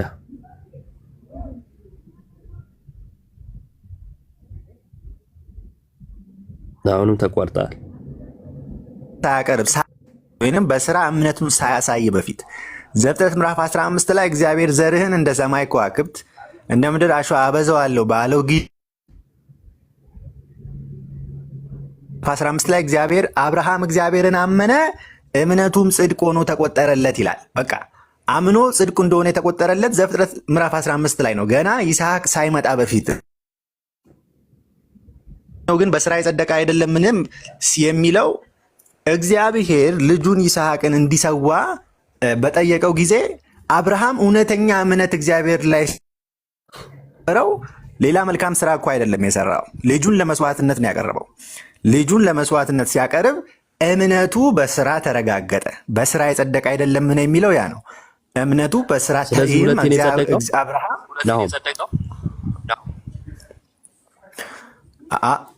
ይሄ ጸደቀ የሚለው ቃል ያዕቆብ ላይ ያለው እምነቱ በስራ መረጋገጡን የሚያሳይ ነው። እምነት ሁልጊዜ እውነተኛ እምነት በስራ የሚረጋገጥ ስለሆነ ማለት ነው አይልም። የሚለው በስራ ጸደቀ ነው። የኔ ጥያቄ ሁለቴ ነው ወይ የጸደቀው ነው? በስራ የጸደቀ አይደለም እና አሁን ዘፍጥረት ምዕራፍ 15ን አትቀበልም? ዘፍጥረት ምዕራፍ 15 ላይ ያለውን ገላትያ ምዕራፍ 3 ላይም ተጠቅሷል። አንዴ አትቀበልም ወይ አትበለኝ። ራስን የጠቀስከው ራስህ ለምትፈልገው ዓላማ ጠቅሰህ መተህ ደግሞ እኔን አትቀበልም አትበለኝ። እኔ መጽሐፉን እቀበላለሁ በደንብ የራስን ማብራሪያ ሰጥተህበት። ዘፍጥረት 15 ላይ አልጸደቀም አብርሃም ልጠይቅህ እኔ። ስማ አንዴ የራስን ማብራሪያ ሰጥተህ ከጥያቄው ከሸሸ በኋላ መጽሐፉን አትቀበልም ብለህ እንትን አትበለኝ። ጀጅ ለማድረግ አትሞክር። ጥያቄው አብርሃም በእምነት ጸድቋል፣ አዎ፣ በስራም ጸድቋል ይላል፣ አዎ። ነገር ግን ሁለቴ ነው ወይ የጸደቀው? ምክንያቱም ለያይተህ ስላስቀመጥከው ማለት ነው። ሁለቴ ነው ወይ የጸደቀው? የኔ ጥያቄ ሁለቴ ነው የጸደቀው ሳይሆን አሁን ያዕቆብ ያብራረዋል። አብርሃምም አመነ እምነቱም ጽድቅ ሆኖ ተቆጠረ የሚለው ቃል በዚህ ተፈጸመ። በስራ የጸደቀ አይደለምን የሚለው ያንን ነው የሚያሳየው። ስለዚህ በስራም በእምነትም ሁለቴ ነው ወይ የጸደቀው? ስራ ያመጣል። እውነተኛ እምነት ስራን ያመጣል። የስራ ውጤት አለው የሚለው እንግዲህ መጽሐፍ ቅዱስን ያመጣል አይደለም። ጸደቀ በስራ ይኸውልህ፣ በስራ ጸደቀ ነው የሚለው። ከፍቼ ላሳየህ። አውቀዋለሁ እኮ ያው ነው። አዲስ ነገር ልታሳየኝ አትችልም እኮ። በቃ ካወቅከው ይኸውልህ ጸደቀ ነው የሚለው። እሺ ቆይ አንዴ፣ እምነት ይቀድማል ስራ? ስራ የመዳን ምክንያት አይደለም። እምነት ይቀድማል ስራ? የመዳን ምክንያት ነው። ይቀድማል ስራ? ስራ የእምነት ውጤት ነው። እምነት ነው የሚቀድመው። ጥያቄ ስማ። እሺ እምነት ነው የሚቀድመው። እምነት እሺ እምነት ይቀድማል። የሚቀድመው እምነት ከሆነ የሚከተለው ምንድነው? ስራ። በሚቀድመው እምነት ጸድቆ በሚከተለውም ስራ ጸድቋል። ስለዚህ ሁለት ነው የጸደቀው ነው።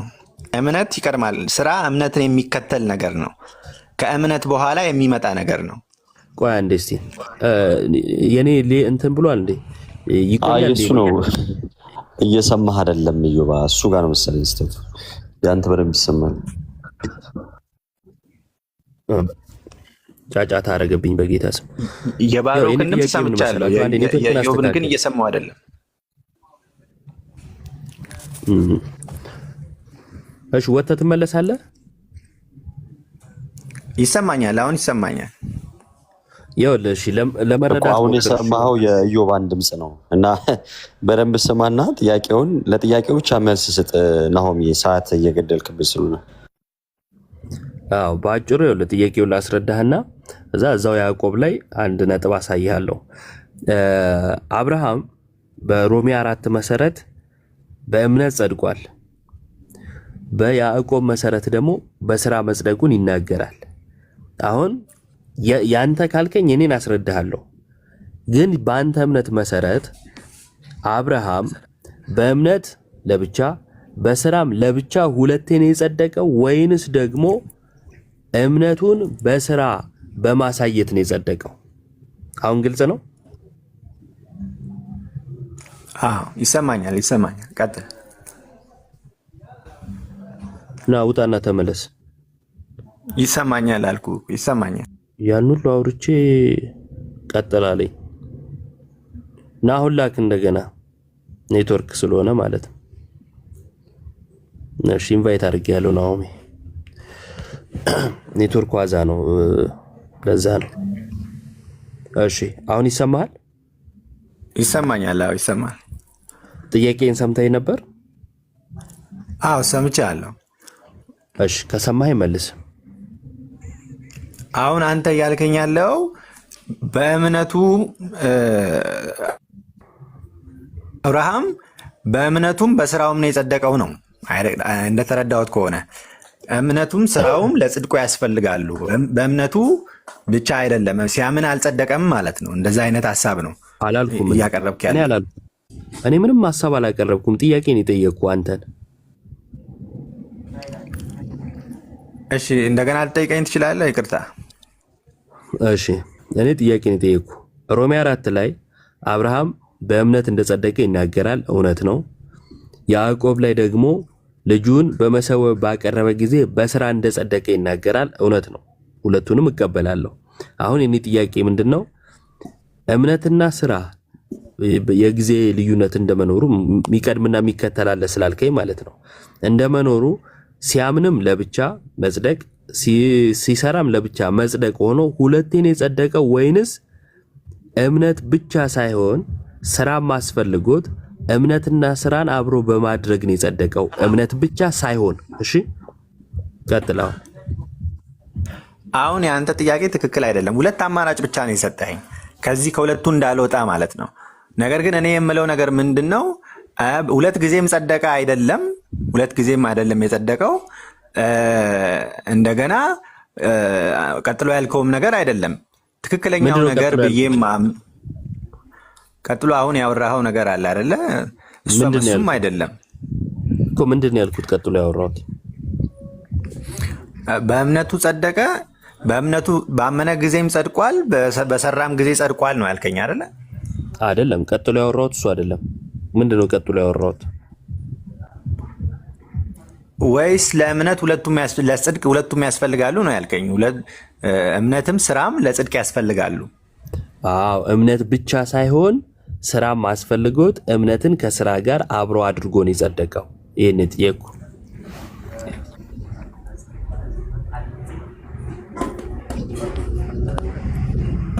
እሺ ቀጥል።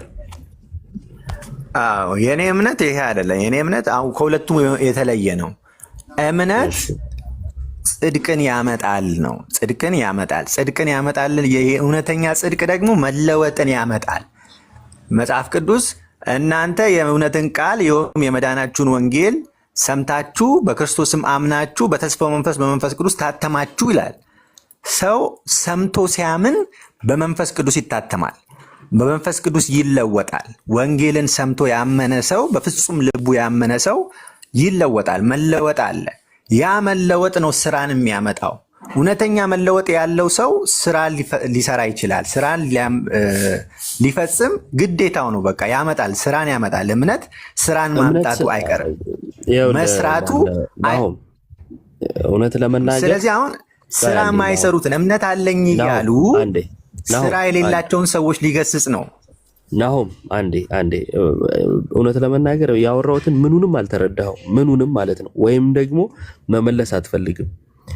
ሰው በእምነቱ ወይም አምኖ ወደ መጣበት ነገር ሲመጣ፣ ለምሳሌ አንድ ሰው ከአህዛብነት ወደ ክርስትና ሲመጣ አምኖ ተጠምቆ ወደ ቤተክርስቲያን ይጨመራል። ከዛ ደግሞ ፍሬ እያፈራ ይኖራል። ይሄ አሁን ለምሳሌ የኛ እምነት ነው። የኔ ጥያቄ ግን አንደኛ ስፔሲፊክ አብርሃም ላይ ነው፣ ሁለተኛ የተጻፈው ላይ ነው። አብርሃም ልጁን ይስሐቅን ባቀረበ ጊዜ በስራ ጸደቀ ተብሎ ተጽፏል እያልኩ በስራ ጸደቀ የሚለው ላለመንካት ትሽከረከራለህ። በእምነት ጸድቋል፣ ከዛ ወደ ስራ ይመጣል ትላለህ ማለት ነው። እና ፖይንቱን ሆን ብለህ ትሸሸዋለህ። ለማንኛውም እዚህ ጋር አንዴ ላስቆመና ቆይ አንዴ ከቁጥር 20 ልጀምር። አንተ ከንቱ ሰው እምነት ከስራ ተለይቶ የሞተ መሆኑን ልታውቅ ትወዳለህን? ይላል። እምነት ከስራ ከተለየ የሚሞት ከሆነ የማይሞት እምነት እንዲኖረን ከምን መነጠል የለበትም? ያወራ ከሆነ ከምን መነጠል የለበትም? በጣም ተቆራርጦብኛል። እስኪ እንደገና አልከኝ። አልተሰማህም? አሁን ይሰማኛል። እሺ ስማኛ እንዴ። እንደዚህ ይላል ቁጥር 20 ላይ አንተ ከንቱ ሰው እምነት ከስራ ተለይቶ የሞተ መሆኑን ልታውቅ ትወዳለህን? ይላል። ስለዚህ እምነቱ የሞተ እንዳይሆን ከምን መነጠል የለበትም? ከስራ መነጠል የለበትም። እሺ ከስራ ካልተነጠለ እምነት ብቻውን ነው ሊባል ይችላል? ካልተነጠለ ብቻውን ነው ሊባል ይችላል? ያመጣል ነው። አሁን እኮ መጽሐፍ ቅዱስን ሙሉውን ነው ማመን ብቻውን ነው ይባላል ወይ ነው ጥያቄው። ካልተነጠለ ያዕቆብ ብቻ አይደለም መጽሐፍ ቅዱስ የያዕቆብ መልእክት ብቻ አይደለም። እሱን አልጠየቅኩም እኔ። እምነት አልጠየቀኝም፣ ግን ሐሳቡን ለማሳየት ስላለብኝ ካልጠየቅኩ አትመልሳ። የጠየቅኩን ትተህ ያልጠየቅኩን በማውራት እንዴት እንግባባለን? አረዳድህ ልክ ስላልሆነ እኮ ነው። የተረዳህበት መንገድ ልክ አይደለም። አንተ የተረዳህበት መንገድ ልክ አይደለም። ትመልሰኛለህ። አሁን የኔን ጥያቄ መልስ። መጀመሪያ ካልተነጠለ ብቻውን ነው ሊባል ይችላል ወይ? ካልተነጠለ ማለት እዚህ ጋር ያዕቆብ ሊያስተምር የፈለገውን ትምህርት መረዳት ያስፈልጋል። ያዕቆብ ሊያስተምር የፈለገው ነገር እምነት ሁልጊዜ ስራ ያመጣል። በእንደዚህ አላሳልፍም። ይኸውልህ ወዳጄ የፈለገውን ጽፏል። ከተጻፈው አልፈ ሊል የፈለገው ብላ አትንገረኝ። ሊል የፈለገውን ስላለ ማለት ነው። ጥያቄው እምነት ከስራ ከተነጠለ የሞተ ስለሚሆን እንዳይሞት ከምን መነጠል የለበትም ስል ከስራ አልከኝ። ካልተነጠለ ብቻውን ነው ሊባል ይችላል ብዬ ስጠይቅ አትመልስም። መልስ በቀጥታ። ካልተነጠለ ለምንድን ነው መጽሐፍ ቅዱስ ከስራ አይደለም የሚለው ታዲያ? ለምንድን ነው ኤፌሶን ላይ ከስራ አይደለም ጸጋው በእምነት አድኗቸዋል ማንም እንዳይመካ ከስራ አይደለም ለምን ይላል ታዲያ መጽሐፍ ቅዱስ? ይሄው እመልሳለሁ። ልትመልስልኝ ትችላለህ? እመልሳለሁ። ይሄው አንዴ ግን የኔን መልስልኝ እንዳረሰው ስለምፈልግ ማለት ነው። እምነት ከስራ እኔ እኮ እየመለስኩልህ ነው። ያዕቆብ አዳምጥ። ካልተነጠለ እምነት ከስራ ካልተነጠለ ብቻውን ነው ሊባል ይችላል። እቺን ከመለስክ ውይይቱ ስለሚያበቃ ነው። አንተም ሆን ብለህ የምትሽከረከረው እኔም ደግሞ ማላልፍ አካሄዱ ስለገባኝ ነው። ታች ያላችሁም በዚህ መልኩ እንድትረዱ ትፈልጋለኝ እና አጉል እንዳይመስላችሁ ማለት ነው። ያዕቆብ ከጻፈው ዓላማ ይህን ጥያቄ ልመልስልህ የምችለው ያዕቆብ መልእክቱን ከጻፈበት ዓላማ አንጻር ነው። ያዕቆብ መልእክቱ ሙሉ መልስ ነው ልመልስልህ የምችለው። አንዴ ስማ። ካልተነጠለ ያልተነጠለ ነገር ብቻ ሊባል ይችላል ወይ ነው የኔ ጥያቄ። እምነት ስራን ያመጣል። ትክክል ነው። እምነት ከስራ በፍጹም መድኃኒዓለምን አላስኬድም። ካልተነጠለ ብቻውን ነው ሊባል ይችላል ወይ? መልስ። እምነት አሁን እኮ ይኸውልህ የእኔ ወንድም አንተ ልትለኝ የፈለግከው እምነትና ልል አልፈለግኩም። እስከ መጨረሻው መዳናችንን አናውቅም ነው። እስከ መጨረሻው ድረስ ሰው መጽደቁን ሊያውቅ አይችልም። ለምን? ስራ የሚቀጥል ስለሆነ ቀጣይነት። ናሆም እረፍ። ያልተባልከውን አታውራ። ጊዜ ስጠኛ እንዳስረዳ፣ እኔም እንዳብራራ ጊዜ ስጠኝ። ቆይ አንደኛ ያላልኩትን እንዲህ ማለት ፈልገ ነው አትበለኝ። ማለት ስፈልግ እላለሁ። እሺ ባለሙሉ መብትም አፉም ስላለኝ እላለሁ። ማለት እድል እየሰጠኝ አይደለም። አንዴ ጥያቄን የጠየቅኩህ እኮ ጥያቄ ላለመመለስ እየተሽከረከርክ ጊዜ ስጠኝ ትላለህ እንዴ? ይኸውልህ ምንም ማብራሪያ አልሰጠውም። እኔ አሁን ጠይቄሃለሁ። እንዲህ ልትል ፈልገ ነው ብለህ እንዳትቀጥል። እሺ የጠየቅኩህ እምነት ከስራ ከተነጠለ እምነት በቁጥር 20 መሰረት ነው የጠየቅኩ። እምነት ከስራ ተለይቶ የሞተ ስለሚሆን የሞተ እንዳይሆን ከምን ጋር መነጠል የለበትም ብዬ ስጠይቅ ከስራ ጋር አልከኝ። ስለዚህ ማይነጠል ከሆነ ብቻውን ሊባል ይችላል ወይ? ይሄ 5ኛ ጊዜ ነው እየጠየቅኩ ያለሁት። ካልተነጠለ ብቻ ሊባል ይችላል ወይ? ካልተነጠለ ብቻ ሊባል ይችላል ወይ? ይሄው ነው ጥያቄ። ትመልሳለህ ወይስ አትመልስም? ብቻውን ሊባል ይችላል። 4 ነጥብ። እምነት ብቻውን ሊባል ይችላል። ሰውንም የሚያጸድቀው እምነት ብቻውን ነው። እምነት ብቻውን ነው። እምነት ስራ አያመጣም ወይስ ያመጣል የሚለው ጥያቄ ሲመጣ ሳይነጠል ነው ወይ? እየሰማ ሳይነጠል ኖ እምነት ብቻውን ሰው በስራው አይደለም የሚድነው። ሳይነጠል ነው ወይ?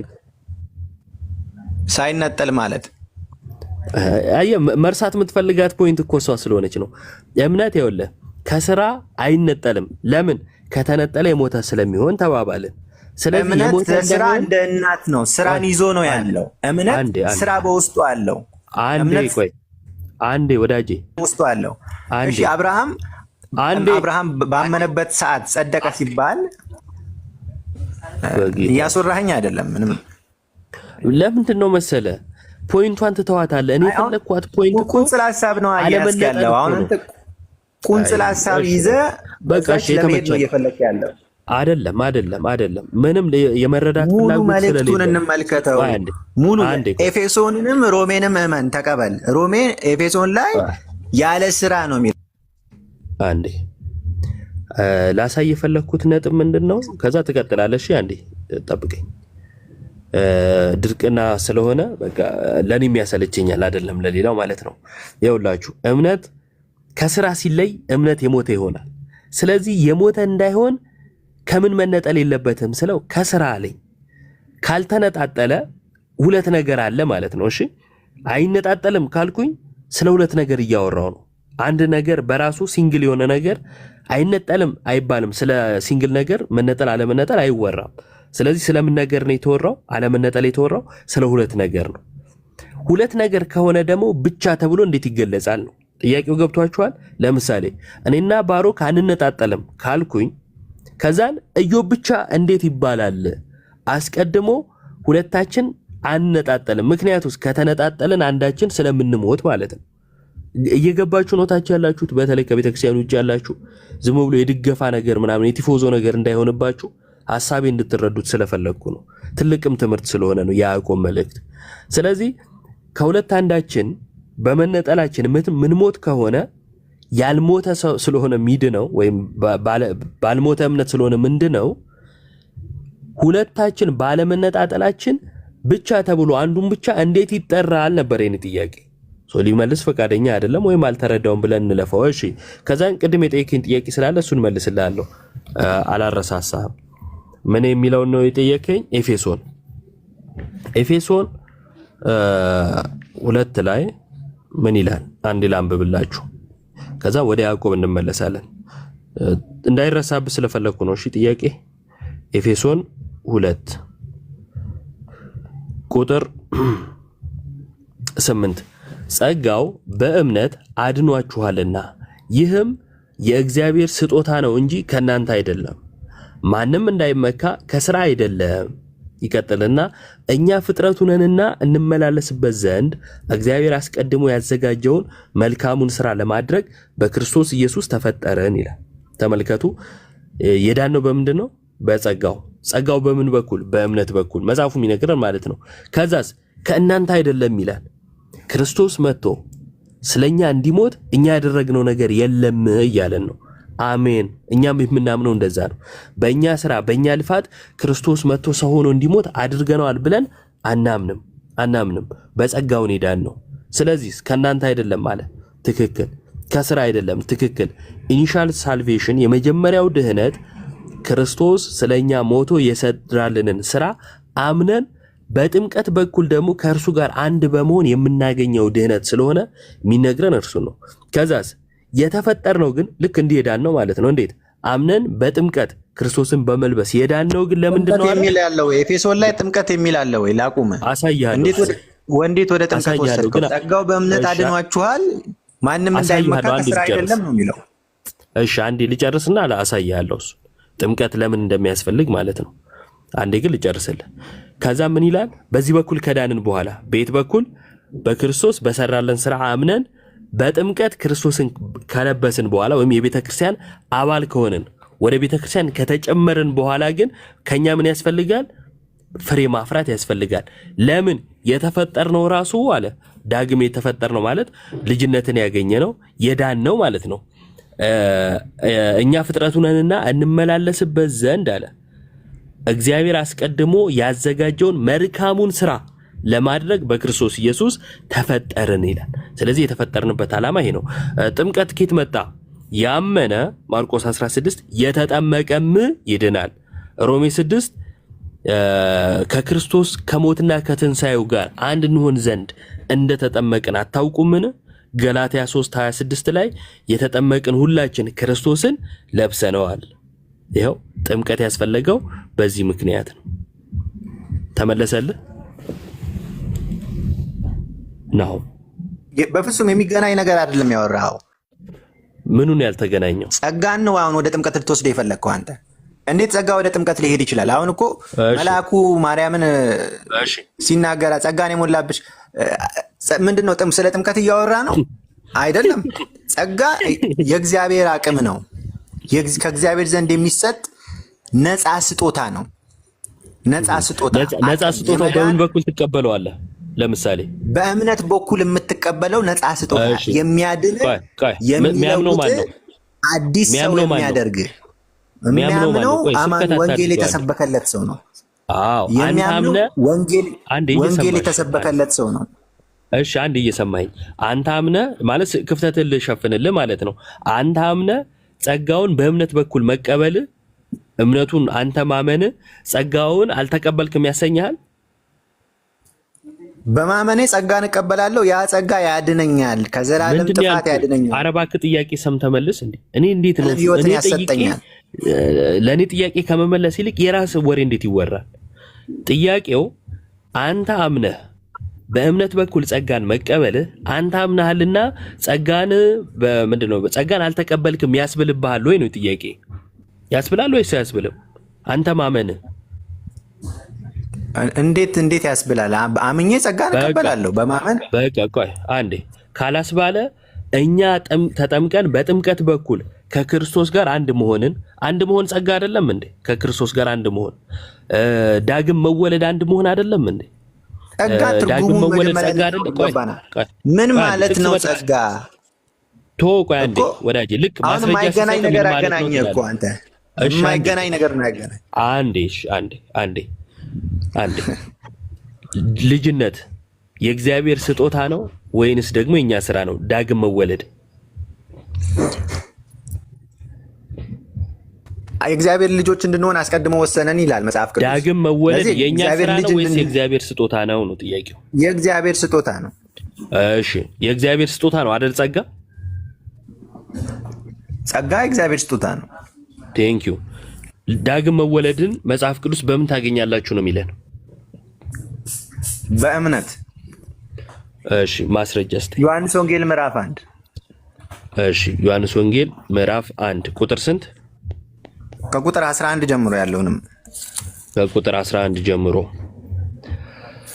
እሺ የእርሱ ወደ ሆነው መጣ፣ የገዛ ወገኖቹ አልተቀበሉትም። ለተቀበሉት ግን በስሙ ለሚያምኑት ለእነርሱ የእግዚአብሔር ልጆች የሆኑ ዘንድ ስልጣን ሰጣቸው ይላል። ቀጥለው ዳግም መወለድ እንዲህ ነው ይላል።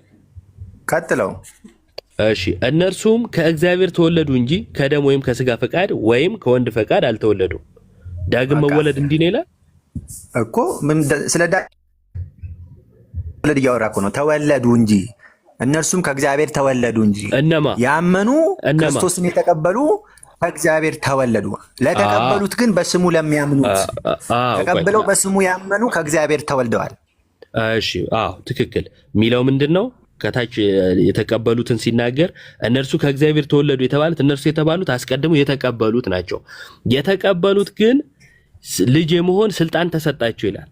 ግን እንዴት ነው ልጅነትን የሚያገኙት? ቆይ በመወለዳቸው ምክንያት አምነው በመወለዳቸው ምክንያት 4 ነጥብ እዛው ጋር የተጻፈ ነው። ከጥቅሱ አንደኛ እንደዚህ አይነት አማርኛ እንዳትጠቀም፣ አትሽሽ ምናምን እንዳትጠቀም ማለት ነው። ከሆነ እኔም በዛው መልኩ ስለምቀጥል ራሴው እያሳየው ሸሻ አትሸሽ ምናምን አይነት ነገር ልንባባል ስለማይገባ ማለት ነው። አንደኛ የሚለው ምንድነው? ልጆች የሆኑ ዘንድ ስልጣን ተሰጣቸው ነው። ልጅነትን ግን እነሱ እንዴት ያገኙታል ነው። እንዴት የሚለውን መጽሐፍ ቅዱስ ማብራሪያ አለው። እዚሁ ዮሐንስ ወንጌል ላይ ምዕራፍ 1 ላይ ነበርን አይደለ? 2 ምዕራፍ ዞር ስንል ወይም ስንገልጥ ምንን ያሳየናል የሚለውን እዚሁ ላይ ነው ማሳየ። ከዛን ታብራራለህ። እንደዚህ ይላል፣ ኢየሱስም መለሰ እንዲህ ሲል እውነት እውነት እልሃለሁ ሰው ከውሃና ከመንፈስ ካልተወለደ በቀር ከምንና ከምን ከውሃና ከመንፈስ ካልተወለደ በቀር ወደ እግዚአብሔር መንግስት ሊገባ አይችልም ማለት። ዮሐንስ 1 ላይ ልጅነትን የማግኘት ስልጣን ተሰጥቷቸዋል። ለማ ለተቀበሉት። እነሱ እነማን ናቸው? የገዛ ወገኖቹ። አየ ከላይ ጀምሮ ወደ ገዛ ወገኖቹ መጣ። የገዛ ወገኖቹ ግን ምን አላሉ? አልተቀበሉትም። ለተቀበሉት ግን አለ። አየ ክርስቶስን ስለመቀበል ነገረ። ለተቀበሉት ግን ልጆች ሆኑ ዘንድ ስልጣን ተሰጥቷቸዋል። የተሰጣቸው ነገር በስሙ ለሚያምኑት። ትክክል። እነርሱም ከእግዚአብሔር ተወለዱ። ስለዚህ በእምነት ነው መወለድ ማለት ነው። ይሄን ማመን አይ አይደለም። ስለመወለድማ እዚህ ጋር ተናግሯል። በእምነት ነው የሚለውን እየተቃወምኩ ግን አይደለም። ቆይ አንዴ ተረዳኝ። በእምነት መወለድ የለም እያልኩ አይደለም። እምነት ብቻ ብለህ ግን ጥምቀትን የምታወጣ ከሆነ ይህን ክፍል ማብራራት አለብህ እያልኩ ነው። እሺ እምነት የለበትም የሚል ነገር እንዳትወስድ። እዚህ ክፍል ላይ ምን ይላል? ሰው አለ ከውሃና ከመንፈስ ካልተወለደ በቀር። አየ ለመወለድ ምንና ምን ያስፈልገዋል? ሰው ውሃና መንፈስ። ታምናለህ እንደዚህ? ውሃ ምንድን ነው? ይሄው ውሃ ይላል መጽሐፉ። ውሃ ጥምቀት ነው ልትለኝ ነው? ሌላ ነገር አለው? ምን ማስረጃ አለ ውሃ ጥምቀት ለመሆኑ? ውሃ ማለቱ ነው። በሌላ ስፍራ ላይ ጥምቀት ለመወለድ እንደማያስፈልግ የተጻፈበት አለ። እኔ ውሃ የእግዚአብሔር ቃል እንደሆነ ነው ማምነው። ውሃ የእግዚአብሔር ቃል ዮሐንስ ወንጌል ቆይ አንዴ ተመልከት። ውሃ የሚለው የእግዚአብሔር ቃል ነው አልክ። መጽሐፉ ግን ምንድነው የሚለው? ውሃ የሚለው የዮሐንስ ወንጌል የእግዚአብሔር ቃል ማለቱ ነው የሚለው ማብራሪያ ከየት ነው ያመጣው? የዮሐንስ ወንጌልን የጠየቁ።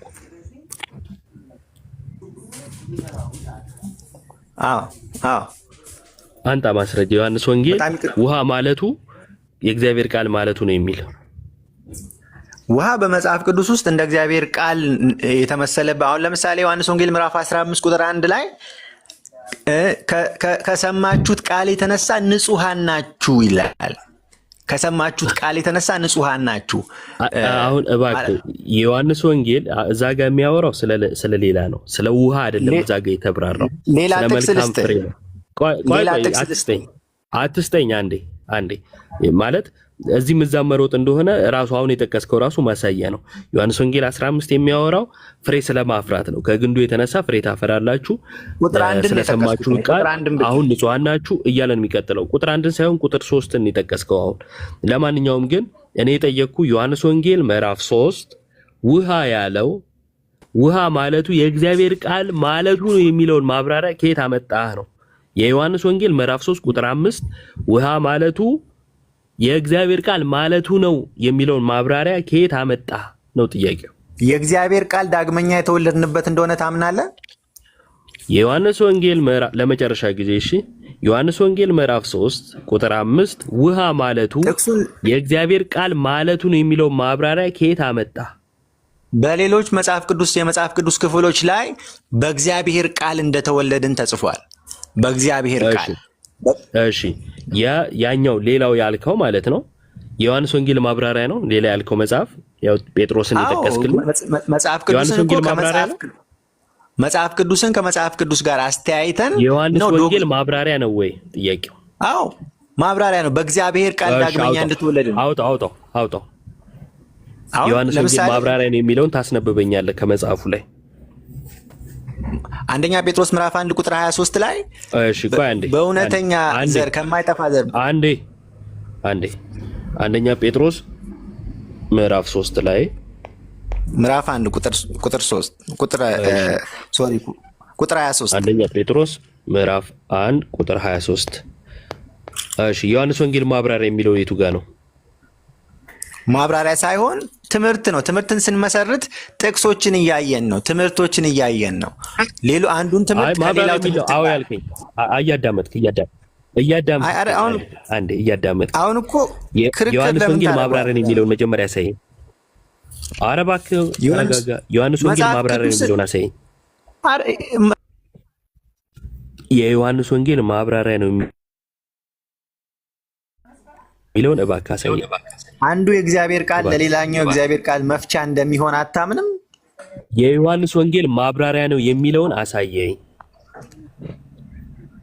እንዴት ማብራሪያ ነው ልል ይችላል? መጽሐፍ ቅዱስ እርስ በርሱ የሚስማማ እንደሆነ አታምንም? ኮንሲስተንት መሆኑን አታምንም? ቅድም እኮ ይኸውልህ መጽሐፍ ቅዱስ እርስ በርሱ የሚስማማ ነው። አንዱ መጽሐፍ ለሌላኛው መጽሐፍ አንተ እየሰማህ ማብራሪያ እየሰማኸኝ ብቻህን በተከታታይ አታውራ እባክህ። እንዴ ይኸውልህ ቅድም ምን አልከኝ? የዮሐንስ ወንጌል ማብራሪያ ነው አዎ አልከኝ። አዎ ማብራሪያ ነው ካልክ እስቲ ማብራሪያ ነው የሚለውን አሳየኝ አልኩ። እንደዛማ ከሆነ በአንተ አካሄድ እኮ ይኸውልህ መጽሐፍ ቅዱስ እርስ በርሱ ይስማማል። አዎ ይስማማል። ስለዚህ ለምሳሌ የተወለዳችሁት ከማይጠፋው ከእግዚአብሔር ቃል ነው የሚለውን ውሃ ማለቱ ነው ብዬ ከዛን ወደ ዮሐንስ ወንጌል ወስድህና ማለት ነው ይኸው ውሃ እልሃለሁ።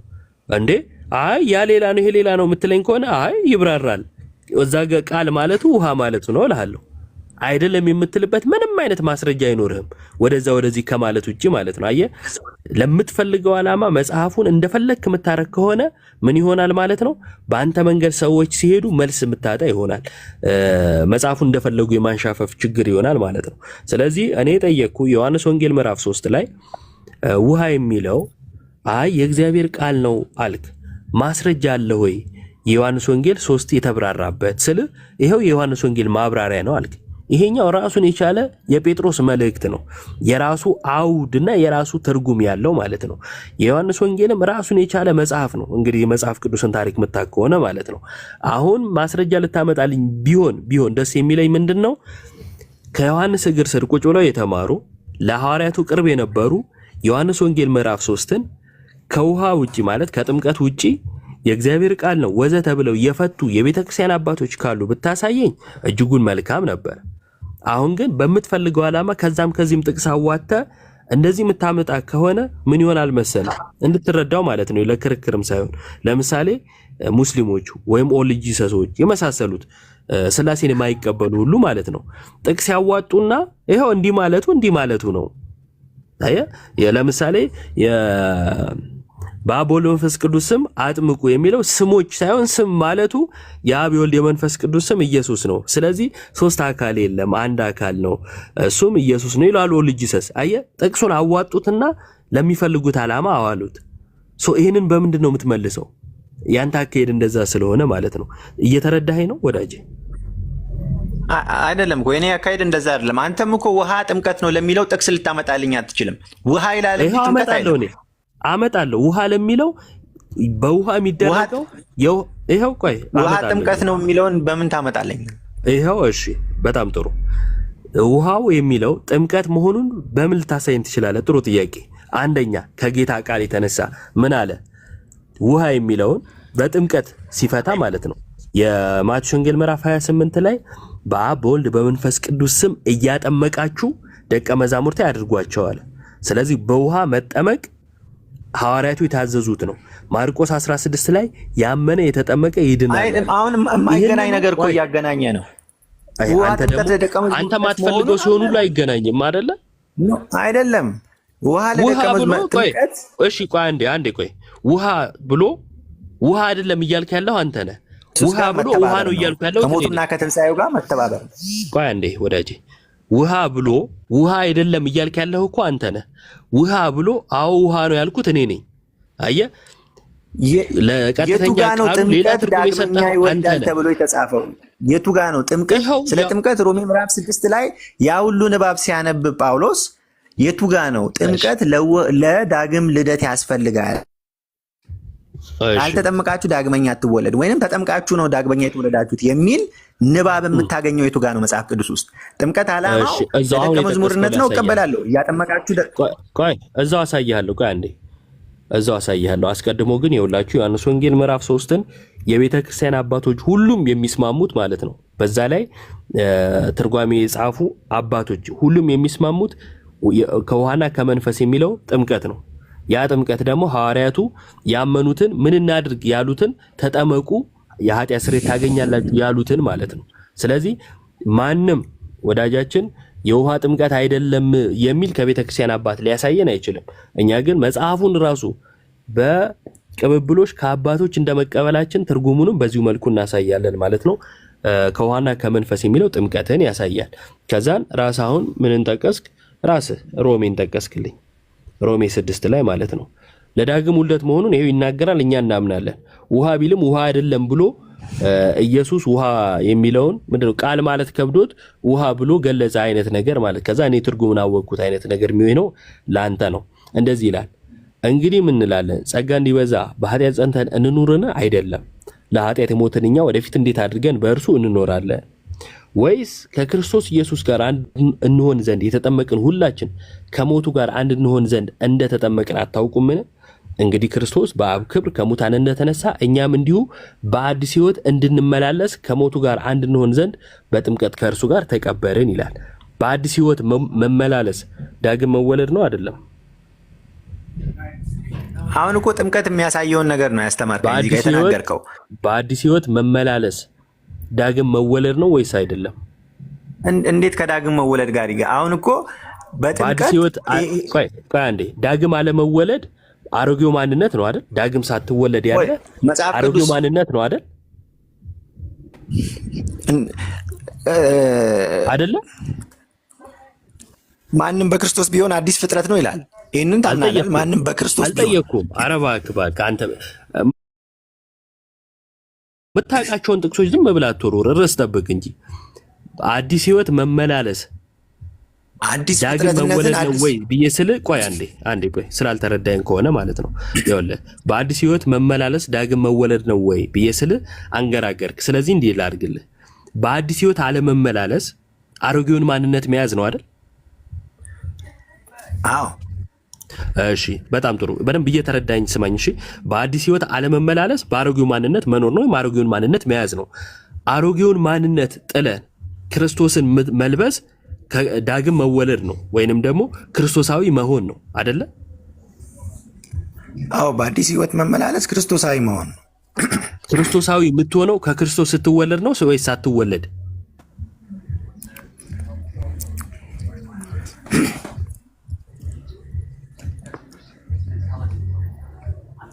ሰምተኛል? አሁን የተናገርከውን አልሰማሁም፣ ድምጽ ተቆራርጧል። እሺ ምንድነው ያልኩ? በአዲስ ሕይወት መመላለስ ዳግም ሳትወለድ ነው ወይስ ዳግም ተወልደ? ዳግም ተወልደ የሚመጣ ውጤት ነው አዲስ ሕይወት መመላለስ። ጥምቀት ደግሞ ያንን የምታውጅበት ነው። እሺ የምታውጅበትን ታሳየኛለሽ። እሺ ዳግም ተወልደ ነው በአዲስ ሕይወት የምትመላለሰው። ዳግም በተወለድክና በአዲስ ሕይወት በተመላለስክ መሃል የጊዜ ልዩነት አለ? አሁን እኮ ወደ ኋላ እያስታወሳቸው ነው። እነዚህ ሰዎች ረስተውት ነበር። ለምን እንደተጠመቁ አረባ ክበናት እንዴ! ምን አይነት ሰው ነው? በጌታ ስም ሮሜ ሙሉ የሆነ ቦታ ደርሰህ ትመለሳለህ ወደኋላ። አረባ ከተወሱን መልእክቱን ነው የምናየው። ሙሉ መልእክቱን ነው ማየት ያለብን። ጥያቄውን መልስ ስናይ እናንተ እየተጠመቃችሁት ለዚህ እንደሆነ ምክንያት ለመጨረሻ ጊዜ ወዳጅ የሆነ ፖይንት ጋር ስትደርስ መልሰ እስካሁን እኮ ሙሉን አላልከኝም፣ እየመለስክ ነበር። ልክ ዋናዋ ነጥብ ጋር ስትደርስ ግን ወደኋላ ትመለሳል። እና እውነት ለመናገር አካሄድ በጣም ነው እንትን የሚለው። ይሄ ለእግዚአብሔር ቃል አለመታመን ይጎ ያለበት አካሄድ አትሄድ። ለእግዚአብሔር ቃል ታመን። ዳግም በመወለድና በአዲስ ሕይወት በመመላለስ መካከል የጊዜ ልዩነት አለ ወይስ የለም? ትመልሳለህ? ፋክት ስብ ያለው መግባት ከቻልክ ይሄው ዮሐንስ 3 ላይ መወያየት እንችላለን። ናሁም ማይክን አብራ።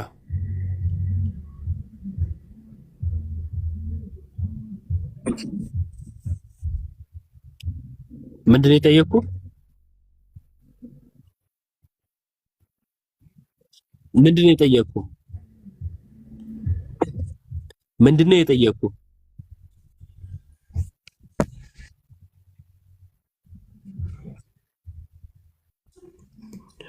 ልደት ታዋራዋለህ ወይስ ላስወርደው? ወይ ባሩኪ ካዋላችሁት እኔ በቃ እየተቆራረጠብኝ ስለነበረ ነው። ይቅርታ። ኧረ አስወጣው ዮባ። ምን አይነት ሰው ነው በጌታ ሰው? ዞሮ ዞሮ ሲመጣ የራሱ ነው ውስጣቸው ላለው ነገር ነው የሚያወሩት። አሸኘው ሊመልስ የነበረው ታዲያ ምኑ ነበረ? የሚገርም እሱ እኮ ነው ጌታ። ሌላ ሰው ካለ አስገባ፣ ከሌለ ማጠቃለያ ሰጥተህ ማለት ትችላለህ። ምን ሰምቶ ሊመልስ ነበረ? ግራ ገባኝ። ስብሃለው እንትኑ ያው ድርቅናው አካሄዱ ስለገባ አብሬ ተጫዋጫውኩና እኔ ራሱ አደከመኝ። ማርያምን አካሄዱ ምንድነው? የሆነ ነጥብ ታነሳለህ፣ ከዛን ግን ሌሎች ነገሮች ሌሎች ጥቅሶችን በመወርወር ዋናውን ነጥብ መሸሽ ነው። ምንድነው? አስቀድሞ ዮሐንስ ወንጌል ምዕራፍ 3 ዮሐንስ ወንጌል ምዕራፍ 3 ላይ ሰው ዳግመኛ ከውሃና ከመንፈስ ካልተወለደ በቀር አለ ወደ እግዚአብሔር መንግስት ሊገባ አይችልም አለ። ስለዚህ ወደ እግዚአብሔር መንግስት ለመግባት ዳግም መወለድ ያስፈልጋል። ከምንና ከምን? ከውሃና ከመንፈስ። ውሃ ያለው አይ ውሃ አይደለም የእግዚአብሔር ቃል ነው። ማን ያለው? ማን ነው እንደዛ ያለ? አይ ከማይጠፋ ዘር ተወልዳችኋል ይላል እኮ አለ። ከማይጠፋ ዘር ተወልዳችኋል የሚለው የጴጥሮስ መልእክት ራሱን የቻለ መጽሐፍ ነው እንጂ ዮሐንስ ወንጌል ማብራሪያ አይደለም። ውሃ ማለቱ ቃሉ ማለቱ ነው የሚል ትርጉም እኮ አይደለም የሚሰጠው። የተወለድንበትን ዘሩን ነው የሚነግረን። አዎ ከማይጠፋ ዘር ነው፣ ከእግዚአብሔር ነው የተወለድ ነው። እሱ ነው የሚነግረን፣ መወለጃውን አይደለም። መወለጃው ዮሐንስ 3 ላይ ነው ያለው። አንድምታችን እንደውም ምን ይላል? አስቀድሞ 3 ላይ ሰው ዳግመኛ ካልተወለደ የእግዚአብሔርን መንግስት ሊያይ አይችልም ብሎት ነበርና ከዛን ወደ እናቱ ማህፀን ዳግም ገብቶ ምናምን የሚል መረዳት ያዘ ኒቆዲሞስ። ከዛስ አስቀድሞ መወለጃውን አልነገረውምና መወለጃውን ምን ብሎ ቀጠለ? ዮሐንስ ቁጥር 5 ላይ 3:5 ላይ ማለት ነው። ሰው ዳግመኛ ቁጥር 3 ላይ ያላለውን ጨመረለት። ምን አለ? ከውሃና ከመንፈስ ካልተወለደ በቀር ብሎ መወለጃውን ነገረው ይላል። መወለጃው ምንድነው? ከውሃና ከመንፈስ። ታዲያ ምዕራፍ 1 ላይ ምንድነው የሚለው? ወደ ገዛ ወገኖቹ መጣ፣ የገዛ ወገኖቹ ግን አልተቀበሉትም አለና ለተቀበሉት ግን አለ ምንድነው መቀበል? መቀበል ራሱ ምንድነው? አንድ መሆን ሳይሆን ማመን ብቻ ነው አይደለም። ስትቀበል አንድ መሆንን ከክርስቶስ ከሞትና ከትንሳኤው ጋር አንድ መሆንን አብረ ነው የምትቀበለው። ክርስቶስን መልበስ አብረ ነው የምትቀበለው። ስለዚህ ምን አለ? በጠቅላላው ለተቀበሉት በስሙ ለሚያምኑት ተነፍገው የነበረውን ልጅነትን ሰጥቷቸዋል። ስለዚህ ልጅ የመሆንን ስልጣን ሰጣቸው ብሎ ተናገረ ማለት ነው። ከዮሐንስ 3 ጋር ይጋጫል? አይጋጭም። ዮሐንስ 3ን ትቶ አንድ ላይ ከዛ ደግሞ 15 ላይ የሚያዘልል ምንም ነገር የለም ማለት ነው። በተረጋጋ መንፈስ የእግዚአብሔርን ሐሳብ መረዳት ቢቻል ጥሩ ነው። ከዛ ቀድም የነበረውን ላስታውሳችሁ ብዬ ነው ስለ አብርሃም መጽደቅ እምነት ብቻ የሚለውን ለማሳየት ነው ባይዘው እዚህ የደረስ ነው። አብርሃም በእምነት ጸደቀ ይላል። በእምነት ጸደቀ ማለቱ በእምነት ብቻ ማለቱ ነው አለ። ሮሜ 4ን ጠቅሶ ማለቱ አይደለም ከስራ አይደለም አብርሃም የጸደቀው ብሎናል። ሮሜ 4 ምን ማለቱ ነው? ከመገረዝ አይደለም፣ የኦሪት ሕግ ከመጠበቁ አይደለም እያለን ነው። አይደለም። ምክንያቱም በብሉይ ኪዳን ስራ የነበረው ምንድነው? ግርዘት፣ የሙሴን ሕግ መጠበቅ ነበረ። ይህንን በመጠበቅ እንድናለን ብለው ስለሚያምኑ ጭምር ነበረ በሐዲስ ኪዳን በሐዋርያት ስራ ላይ በስፋት እንደተነገረው እነዚህ አህዛቦች ሲመለሱ አይሁዳውያኑ ጥያቄ ይፈጥርባቸው የነበረው ማለት ነው። ጥያቄ ይፈጥርባቸው የነበረው ከዚህ የተነሳ ነው፣ ጴጥሮስንም ጨምሮ ማለት ነው። ስለዚህ ምን እያልን ነው? አብርሃም ልጁን ይስሐቅን በመሰዊያው ባቀረበ ጊዜ በስራ የጸደቀ አልነበረምን የሚለው ያዕቆብ መልእክት የታመነ ነው። ስለዚህ አብርሃም እንዴት ጸደቀ? ልጁን ይስሐቅን በመሰዊያው ባቀረበ ጊዜ አምኖ ነው ሳያምን? አምኖ። ሁለቱን አብሮ ያደርግ ነበረ ነው የሚለው መጽሐፍ። አያችሁ፣ ቅድም ያልመለስኩለት ወይንም ደግሞ የራሴን ያላብራራሁት ማለት ነው። ጠይቆኝ አይደለም ግን የእኛን እምነት ያላብራራሁት እሱ ነበረ። እሱን ብቻ ላንብብላችሁ። ያዕቆብ 2 ላይ እንደዚህ ይላል። ግልጹ ማብራሪያ እዛው ጋር ስለተቀመጠ ማለት ነው። ከቁጥር 21 ጀምሮ አባታችን አብርሃም ልጁን ይስሐቅን በመሰዊያው ባቀረበ ጊዜ በስራ የጸደቀ አልነበረምን ይላል። መልስ ያለው ነው፣ ጸድቋል ማለት ነው። እምነትን ከስራ ጋር ተመልከቱ አብሮ ያደርግ እንደነበረ። ስለዚህ እምነት ከምን ጋር አብሮ ይደረጋል? ከስራ ጋር። እምነትን ከስራ ጋር አብሮ ያደርጋል። በስራም እምነት እንደተፈጸመ፣ እምነት ራሱ የተፈጸመው በምንድን ነው? በስራ። እምነትን በስራ እንደተፈጸመ ትመለከታለህን? መጽሐፍም አለ አብርሃም እግዚአብሔርን አመነ ጽድቅም ሆኖ ተቆጠረለት ያለው ተፈጸመ፣ የእግዚአብሔር ወዳጅ ተባለ። ሰው በእምነት ብቻ ሳይሆን በስራ እንዲጸድቅ ታያላችሁ። ሌላ ምሳሌ ይጨምራል። ጋለሞታይቱ ረዓብ ደግሞ መልእክተኞችን ተቀብላ በሌላ መንገድ በሰደደቻቸው ጊዜ በስራ አልጸደቀችምን? ጸድቃለች። ከዛስ ከነፍስ የተለየ ስጋ የሞተ እንደሆነ እንዲሁ ደግሞ ከስራ የተለየ እምነት ደግሞ የሞተ ነው ይላል። አሁን ቅድም ጠይቄው ያልመለሰልኝን ነገር ላስታውሳችሁና እምነት ብቻ የሚያበቃበትን ነገር አንዱ ማሳያ እንደሚሆን እንትን ብለን እናበቃለን። የሚገባ ሰው ካለ አስገባለሁ። እሺ አስገብቻለሁ። ስቤያለሁ፣ ተቀበል። ምን አልን? እምነት ከስራ ከተነጠለ የሞተ ነው። እምነታችን የሞተ እንዳይሆን ከምን መነጠል የለበትም? ከስራ። እሺ ካልተነጠለ ሁለት ነገር ነው ማለት ነው አይደል? አለመነጠል አብሮ ምናምን የሚነገሩት ነገሮች ለሁለት አካላት እንጂ ወይም ለሁለት ነገሮች እንጂ ለአንድ ነጠላ ነገር አይደለም። ስለዚህ እምነት ከስራ ከተነጠለ የሞተ ነው። የሞተ እንዳይሆን አይነጠልም። ካልተነጠለ አንዱን ብቻ ማለት ይቻላል ወይ ነበር የኔ ጥያቄ። ብቻ ማለት ይቻላል አንዱን ነገር ነጠለ ነው ብቻ ካልን አይነጠልም ያለውን አከሸፍ ነው ማለት ነው፣ ወይም ነጠል ነው ማለት ነው። ስለዚህ ብቻ በዚህ ይፈርሳል ማለት ነው። እሺ ወንድማችን እንኳን ደህና መጣ። እንዴት ናችሁ? ኢዮብ ዘሚካኤል እና ልደት እንዴት ነው? ሰላም ናችሁ? እግዚአብሔር ይመስገን።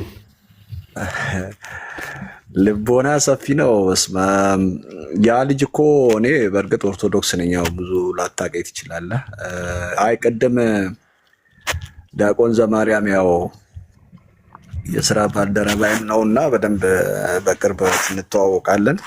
እየሰማኋችሁ ነበር ለረጅም ሰዓት። ዛሬ ትንሽ እረፍት ስለነበርኩ ይሄ ናሆም ያለው ልጅ ማታ የሆነ ቦታ ተገናኝተን ነበርና በነገራችን ላይ እንትን አትበሉ ማለት አሁን አንዳንድ ጊዜ እንዴት መሰለ፣ አሁን እሱ የሚረዳው የመጽሐፍ ቅዱስን ቅድም የመጀመሪያውን ጀምራችሁ እምነት ያለ ስራ እምነት ብቻ የሚለውን ነገር እነሱ ያሳዝናል እኮ አንዳንዴ። አሁን እምነት ያለ ስራ እዛው ላይ የነገረው አብርሃም እንዴት እንደጸደቀ ሁለቴ ነው ወይ የጸደቀው አንዴ ነው ወይ የጸደቀው የሚለውን ስትነግረው አይቀበልም ልጁ በታምር። እኔ ስለማውቀው ነው ከስር እየጻፍኩ ሁሉ ነበረ ጊዜን አትፍጅ እያልኩ ነበርና ልጁ በተአምር ይሄ ናሆም የተባለው ማታ የሆነ ቦታ አግኝቸው የተወሰነ እንትን ብየው ነበርና ብዙ ጊዜ ይጽፋል አያዋለው። ከዛ ያስኩትና ትናንትና ፈጽሞ መጽሐፍ ቅዱስን የመጽሐፍ ቅዱስ ቤዝመንትን ሊረዳ የሚፈልግ ሰው አይደለም እና በጣም ጠመም ያለ የኤልፈዲስ እና የማርቲን ሉተር መርፌ የተወጋ ስለሆነ እንደዚህ አይነት ነገር ላይ ብዙ ጊዜ መፍጀቱ አያስፈልግም። መጽሐፍ ቅዱስ ለመማማር የመጣ ሰው ተረድቶ አስረድቶ ቤዝመንቱን በደንብ ያውቃልና ከጥቅስ ከመናገር ውጪ ያንን የመጽሐፍ ቅዱስ አስተምሮ በተአምር እንደዚህ ነው ብትለው፣ አሁን ጥምቀትን እንኳን ኢየሱስ ክርስቶስ የሰው ልጆችን ሲያጠምቅ ራሱ ሲጠመቅ እንኳን በምን እንደተጠመቀ ፈቃደኛ አይደለም። ለምን እንደሆነ ታውቃለህ? ስለማይቀበሉት እኮ ነው። አሁን ውሃ እንግዲህ የእግዚአብሔር መንፈስ እንኳን በውሃ ላይ ያረፈ ይላል። አሁን ይሄን ራሱ መነሻው ምንድነው? ይሄንን አሁን እኛ ኦርቶዶክሳውያን ጥምቀትን እንዴት አድርገን ያመነ የተጠመቀ ይድናል፣ ያላመነ ይፈረድበታል፣ የሰው ልጅ ከውሃና ከመንፈስ ካልተወለደ የሚለውን እግዚአብሔር ውሃን የተጠቀመበትን መንገድ ፈጽሞ ማወቅ አይፈልጉም። መቀበልም ማመንማ ከባድ ነው። ማወቅ ራሱ አይፈልጉም። ጥመቱ ከዛ ስለሚጀምር ብዬ ነው። ስለዚህ አሁን አንተ ስለ ጥምቀት ብታስረዳው እሱ አይቀበልም። ሚሊዮን ጥቅስ ከመጽሐፍ ቅዱስ ብታመጣለት አይቀበልም። አዩባ ጨርሳችኋል ወይስ ሌላ የገባ ሰው አለ? እስቲ ምናልባት ፍሬ አለ ወደ ሀሳቡ እንግባ፣ አንድ ነገር እንዳይደጋገም። ወንድማችን ያው ጊዜ እናመሰግናለን፣ መሀል ላይ ሀሳብ ስለሰጠ ግን ቶሎ ተወያይተን ምናምን እናውቃለን እኮ እነሱ በአንድ ቀን ለማሳመን አይደለም። በእርግጥ ከእነሱ ጋር የምንከራከረው ግን ከታች ሌላ የሚማር ሰው ስላለ ያንን ለማድረግ ነው። እኔም መንገድ ላይ ስለሆንኩኝ እዮባ ካለ እሱን አንድ ያስተናግዶና ከዛ እንጨርሳለን። እሺ ፍቅሬ እንኳን ደህና መጣ። ሁላችሁንም ሰላም ብያለሁ። እንዴት ናችሁ? አለን እግዚአብሔር ይመስገን። እንዴት አለ? የትኛው ሀሳብ ላይ ነው የምትቀጥለው? እኔ አሁን ስለ እምነት ነው። ስለ እምነት አሁን ስላነሳው ርዕሶች ማለት ነው። እሺ እምነት ብቻ የሚል የመጽሐፍ ቅዱስ ጥቅስ አለ? አዎ እምነት ብቻ ሲል በመጀመሪያ መነሳት ያለበት ሰው ያመነ የተጠመቀ ይድናል ሲል እምነት ብቻ ነው ጥቅሱን ምን እንመን ጥቅስ ምን እንመና እምነት ብቻ የሚለው መጀመሪያ ምን እንመን ጥምቀቱ ቀጥሎ ነው አይደለ? አይደለም። ቆይ እሱ ሁለተኛ ጥያቄ ነው። አንደኛው ጥያቄ እምነት ነው አይደለም? ቆይ አንዴ ፍቅሬ፣ እምነት ብቻ የሚለው ትምህርት ነው፣ የፕሮቴስታንት ትምህርት ነው አይደለ? ፌዝ አሎን የሚለው እምነት ብቻ የሚለው ከዛ ምን እንመን ከእምነት ብቻ ከሚለው ቀጥሎ የሚመጣ ጥያቄ ነው። እንዴት ይሆናል? ምን እንመን የሚለው ማለት ነው። ቆይ አይደለም። መጀመሪያ ግን እምነት ብቻ የሚለው የትኛው የመጽሐፍ ቅዱስ ጥቅስ ላይ እንዳለ ንገረኝ እኮ። እምነት ብቻም ቢሆን እምነት ምን እንመን እስቲ እሱን ካወቅን በኋላ ወደ ጥምቀቱ እንሄዳለን። አይደለም ጥምቀት አይደለም የጠየቅኩህ፣ እምነት ብቻ የሚለውን የጠየቅኩህ ነው እኮ። ምን እንመን እምነት ብቻ ለማለት እኮ ያመነውን ማወቅ አለብና አይደለም ብቻ። አይወለ ፍቅሬ እኔ እንትን አታርግብኝ፣ ጭቅጭቅ አታርግብኝ። ይዘህ የመጣኸው አንዴ ፍቅሬ እባክህ ተው በእናትህ ጭቅጭቅ አታርገው። ምን እንመን የሚለውን ብቻ ለማውራት እንደገባህ አውቃለሁ። ከጅምሩ ኮሜንት ላይ ስትቆይ አንዴ እሱን ይወል ፍቅሬ በእናትህ ትልቅ ሰው እኮ ነህ። እኔ ካንተ ጋር እንትን ማለት አልፈልግም። ተው እችን ብቻ ለማውራት እንደመጣህ አውቃለሁ። ለዛ ነው ከጅምሩ እንድታሳይ የምፈልገው እምነት ብቻ የሚለውን የመጽሐፍ ቅዱስ ጥቅስ ታሳየኝና እምነት ብቻን ካነበብን በኋላ ምን እንመን የሚለውን ደግሞ ቀጥሎ የምንሄደው ማለት ነው። ስለዚህ እባክህ እምነት ብቻ የሚለውን ጥቅሱን ንገረኝ። ማይክን አንሳና እምነት ብቻ የሚለውን ጥቅስ። እዮብ አንተ በምትፈልገው አቅጣጫ ሰው እንደሄድልህ እያደረግክ ነው። እምነትና ጥምቀት ተቀምጠውልናል አይደለ? ጥምቀትን አላነሳውም። ይድናለሁ በቃ የማንግባባው እዚህ ላይ ነው። የሆነ ነገር አላነሳውም ጥምቀትን እኔ። ስለዚህ ነው ላወራ የምፈልገው ጥምቀት ካላነሳ በእምነት ስለሚገኝ ጽድቅ ነው ላወራ የምፈልገው። እምነት ብቻ የሚለው መጽሐፍ ቅዱሳዊ ነው ወይ? መጽሐፍ ቅዱስ ላይ አለ ወይ ስለ አዎ አልከኝ። አዎ ጥቅስ ሳይሆን ታሪክ አለ፣ የአብርሃም ታሪክ አለ። እሺ የአብርሃም ታሪክ እምነት ብቻን ያሳያል? አዎ ያሳያል።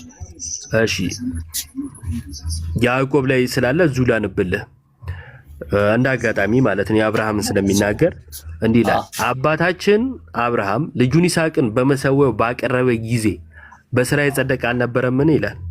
ቃል በቃል ስለሌለ ህይወት አለን ያለን ህይወቱን እያየን ነው። በስራ ጸደቀ እያለ ነው አይደል ፍቅሬ? በስራ ጸደቀ እያለን ነው። አዎ ግን አብርሃም እንደሚጸደቅ ታምናለህ? እዛ ጋር ያቀረበው አብርሃም በስራ እንደሚጸደቅ ታምናለህ? የጽድቅ ስራ ነው። በስራ እንደሚጸደቅ ታምናለህ ወይ? እምነቱን በስራ ገለጠው። እዛ ጋር እኮ ይኸውልህ በስራ እንደሚጸደቅ ታምናለህ ወይ? እንዴ አንተ በምትፈልገው መልክ እኮ አይደለም እንድመልስ እኔም እድል ስጠኛ። እኔ እኮ ጥያቄ ነው የጠየቅኩህ፣ መልሱን መች ተናገርኩ? እኔ በስራው አይደለም የጸደቀው፣ የእምነቱ ውጤት ነው እዛ ጋር የታየው። እሺ በስራ አይደለም የጸደቀው። እሺ አንዴ ለብዙሃኑ ሰዎች እንትን ልበል ላሳይ እኔ። እሺ ተመልከቱ፣ እዚህ ጋር ምን ይላል? እምነት ነው ላይ እንደዚህ ይላል፣ አባታችን አብርሃም ልጁን ይስሐቅን በመሰዊያው ባቀረበ ጊዜ በስራ የጸደቀ አልነበረምን? እሱ ግን ምን አለ? በስራ አልጸደቀም። መጽሐፉስ በስራ ጸድቋል። ከዛስ አይ ተረዳ። አልጸደቀም ብለህ አብርሃም ተቃውሞ የጸደቀው ተረዳው። ቆይ እሺ፣ አብርሃም የጸደቀው ይስሐቅን ያቀረበ ጊዜ ነው ወይስ ከእንትን ከኡር ከምድረ በዳ በወጣ ሰዓት ነው? አንተ እነኝን ሁለቱን ለይልኝ። ሁለቱን አንድ ይስሐቅን ብሎ መሰዊያ ላይ ባደረገ ጊዜ ነው ጻድቅ የተባለው? አላስቀመጠም። ኧረ ያስቀምጣል። እኔ ደግሞ ይሄንን ላሳይ፣ እኔ ደግሞ አውጣው። እሺ ይሄንን ላሳይ። እሺ እዛው ላይ ማለት ነው ሮሜ 4 ላይ እንደዚህ ይላል። ሮሜ 4 ቁጥር 1 ጀምሮ እንግዲህ በስጋ አባታችን የሆነ አብርሃም ምን አገኘ እንላለን? አብርሃም በስራ ጸድቆ ቢሆን የሚመካበት አለውና፣ ነገር ግን በእግዚአብሔር ዘንድ አይደለም። መጽሐፍስ ምን አለ? አብርሃም እግዚአብሔርን አመነ ጽድቅም ሆኖ ተቆጠረለት ይልና ለሚሰራ ቆይ ስለ አብርሃም ልዘርዝርልህ። ይሄኛውን አስቀምጬ ማለት ነው። ይኸውልህ ለምን ታስቀምጣለህ? እንዴት ተቆጠረለት? ቁጥር 10 ላይ አንዴ እዛው ነው አይተም ባልሄድኩም። ቁጥር 10 ላይ እንዴት ተቆጠረለት? ተገርዞ ሳለ ነው ወይስ ሳይገረዝ? ተገርዞስ አይደለም ሳይገረዝ ነበር እንጂ። አብርሃም እኮ የመገረዝን ኪዳን እኮ የተቀበለው ገና ከምድረ በዳ ከማነው ከኡር ከአባቶቹ ጋር ከነሎጥ ጋር እያለ እኮ የወጣ ሰዓት ነው የመገረዝን ኪዳን የተቀበለው እንጂ እዚህ ጋር ይስሐቅን በመሰዊያ ላይ ያቀረበ ጊዜ አይደለም። ይስሐቅ በመሰዊያ ላይ ስለዚህ በግርዘት አይደለም ማለት ነው መጽደቁ አይደል? ኧረ እባክህ ይኸውልህ ኢዮብ አንተ የምትፈልግ ይኸውልህ ልክ ነህ እኮ አንተም አንድ ሳይድ ይዘህ አትሂድ። መጽሐፉ ምን ይላል የሚለውን አንብበው። ተገርዞ ሳለ ነው ጽድቅ ሆኖ የተቆጠረለት ሲለው ፍቅሬ አንደኛ ተረጋጋ። አብርሃም ሳይገረዝ ነው ጽድቅ ሆኖ የተቆጠረለት።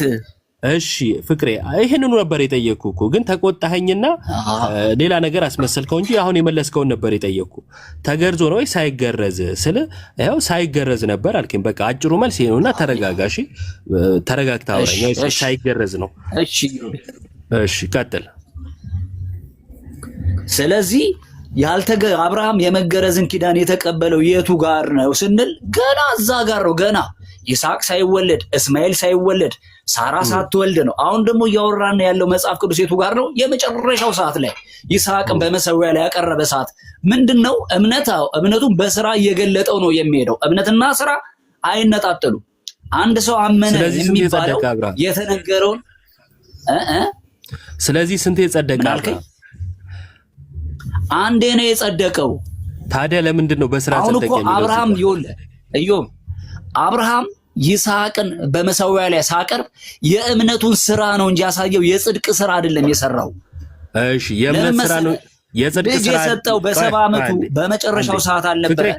ፍቅሬ እሺ የእምነት ስራና የጽድቅ ስራ የሚለያዩበትና አንድ የሚሆኑበት አጋጣሚ አለ?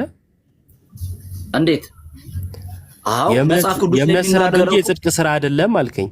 እሺ የእምነትና የጽድቅ ስራ ልዩነታቸውን በመጽሐፍ ቅዱስ በጥቅስ አሳየኝ። ይሄንንም አሳያለሁ። የእንትናን ማን ነው የአቤልና የቃየልን መስዋዕት ማንበብ ቆይ መስዋዕቱ ይቆየንና የእምነትና የጽድቅ ስራ ልዩነትን እኮ እነኝን ልዩነቶች ማቅረብ እንችላለን። ሁለቱም መስዋዕት እኮ አቅርበው የእምነትና የጽድቅ ስራ ልዩነቱን የእምነት ስራ ይሄ ነው የጽድቅ ስራ ይሄ ነው ያለበት ልዩነቱን እዚህ ጋር ማየት ትችላለህ። ሁለቱም መስዋዕት አቀረቡ። ፍቅሬ እንደዛ አይደለም እኮ ይኸውልህ ለሰው ስታስረዳ አንተ የተረዳኸውን እሱን ተረዱኝ ሳይሆን ማስረጃ ነው። ምክንያቱም ይሄ ውይይት ነው። በማስረጃ የጽድቅ ስራ ይሄ ነው የእምነት ስራ ይሄ ነው የሚለው የእምነት ስራ ይሄ ነው የሚለው በማስረጃ ሳይ አይደለም። አሁን እዚህ ጋር በቃ ካለ ጥቅሱን ትሰጠኛለህ? እኔም ማቀርብልህ ያው መጽሐፍ ቅዱስ እንዳለ ሮሜ 11 ላይ ስለ እምነት አባቶች ይናገራል። ሁሉም የእምነት ስራና የጽድቅ ስራ ልዩነትን ጥያቄ የእምነት ስራ ይሄ ነው። ይኸውልህ የእምነት ስራ ምንድነው ስትለኝ እግዚአብሔር የእምነት ስራና የጽድቅ ስራ ልዩነት ነው ጥያቄው። የጽድቅ ስራ ማለት ምን ማለት ነው? ልዩነት አለው አልከኝ አይደል? አትጠይቀኝ። እኔ ሰው ሰርቶ ሳይሆን የሚጸድቀው ዘግቶታል መጽሐፍ ቅዱስ። ሰው ሰርቶ ሳይሆን የሚጸድቀው በእምነት ነው። ጥቅስ ለምን የእምነት ስራና የጽድቅ ስራ ልዩነት? የጽድቅ ስራ ማለት በእግዚአብሔር ፊት የምታስቆጥረው የጽድቅ ስራ ማለት ነው። ፍቅሬ ወንድማችን ጥቅስ የለኝም እኔ። ጥቅስ የለህም? ቴንኪው። እሺ ጥቅስ ከሌለ አሁን ደግሞ እንመለስ። እምነትን ከስራ ጋር አብሮ ያደርግ ነበረ አለ። በስራም እምነት እንደተፈጸመ ትመለከታለህን አለ። ይሄ አብርሃም እምነትን ከስራ ጋር አብሮ ያደርግ ነበረ፣ በስራም እምነት ተፈጸመ። አስቀድሞ ግን ቁጥር 21 ላይ በስራ ጸድቋል ብሎናል።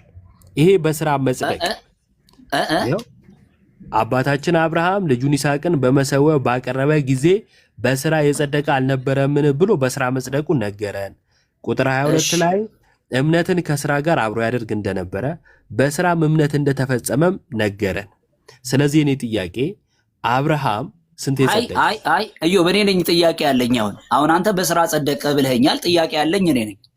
የኔም ጥያቄ ነበር እኮ እኔ ጻድቅ ተብሎ ጻድቅ የተባለው ልጁን መሰዊያ ላይ ያቀረበ ሰዓት ነው ፍቅሬ?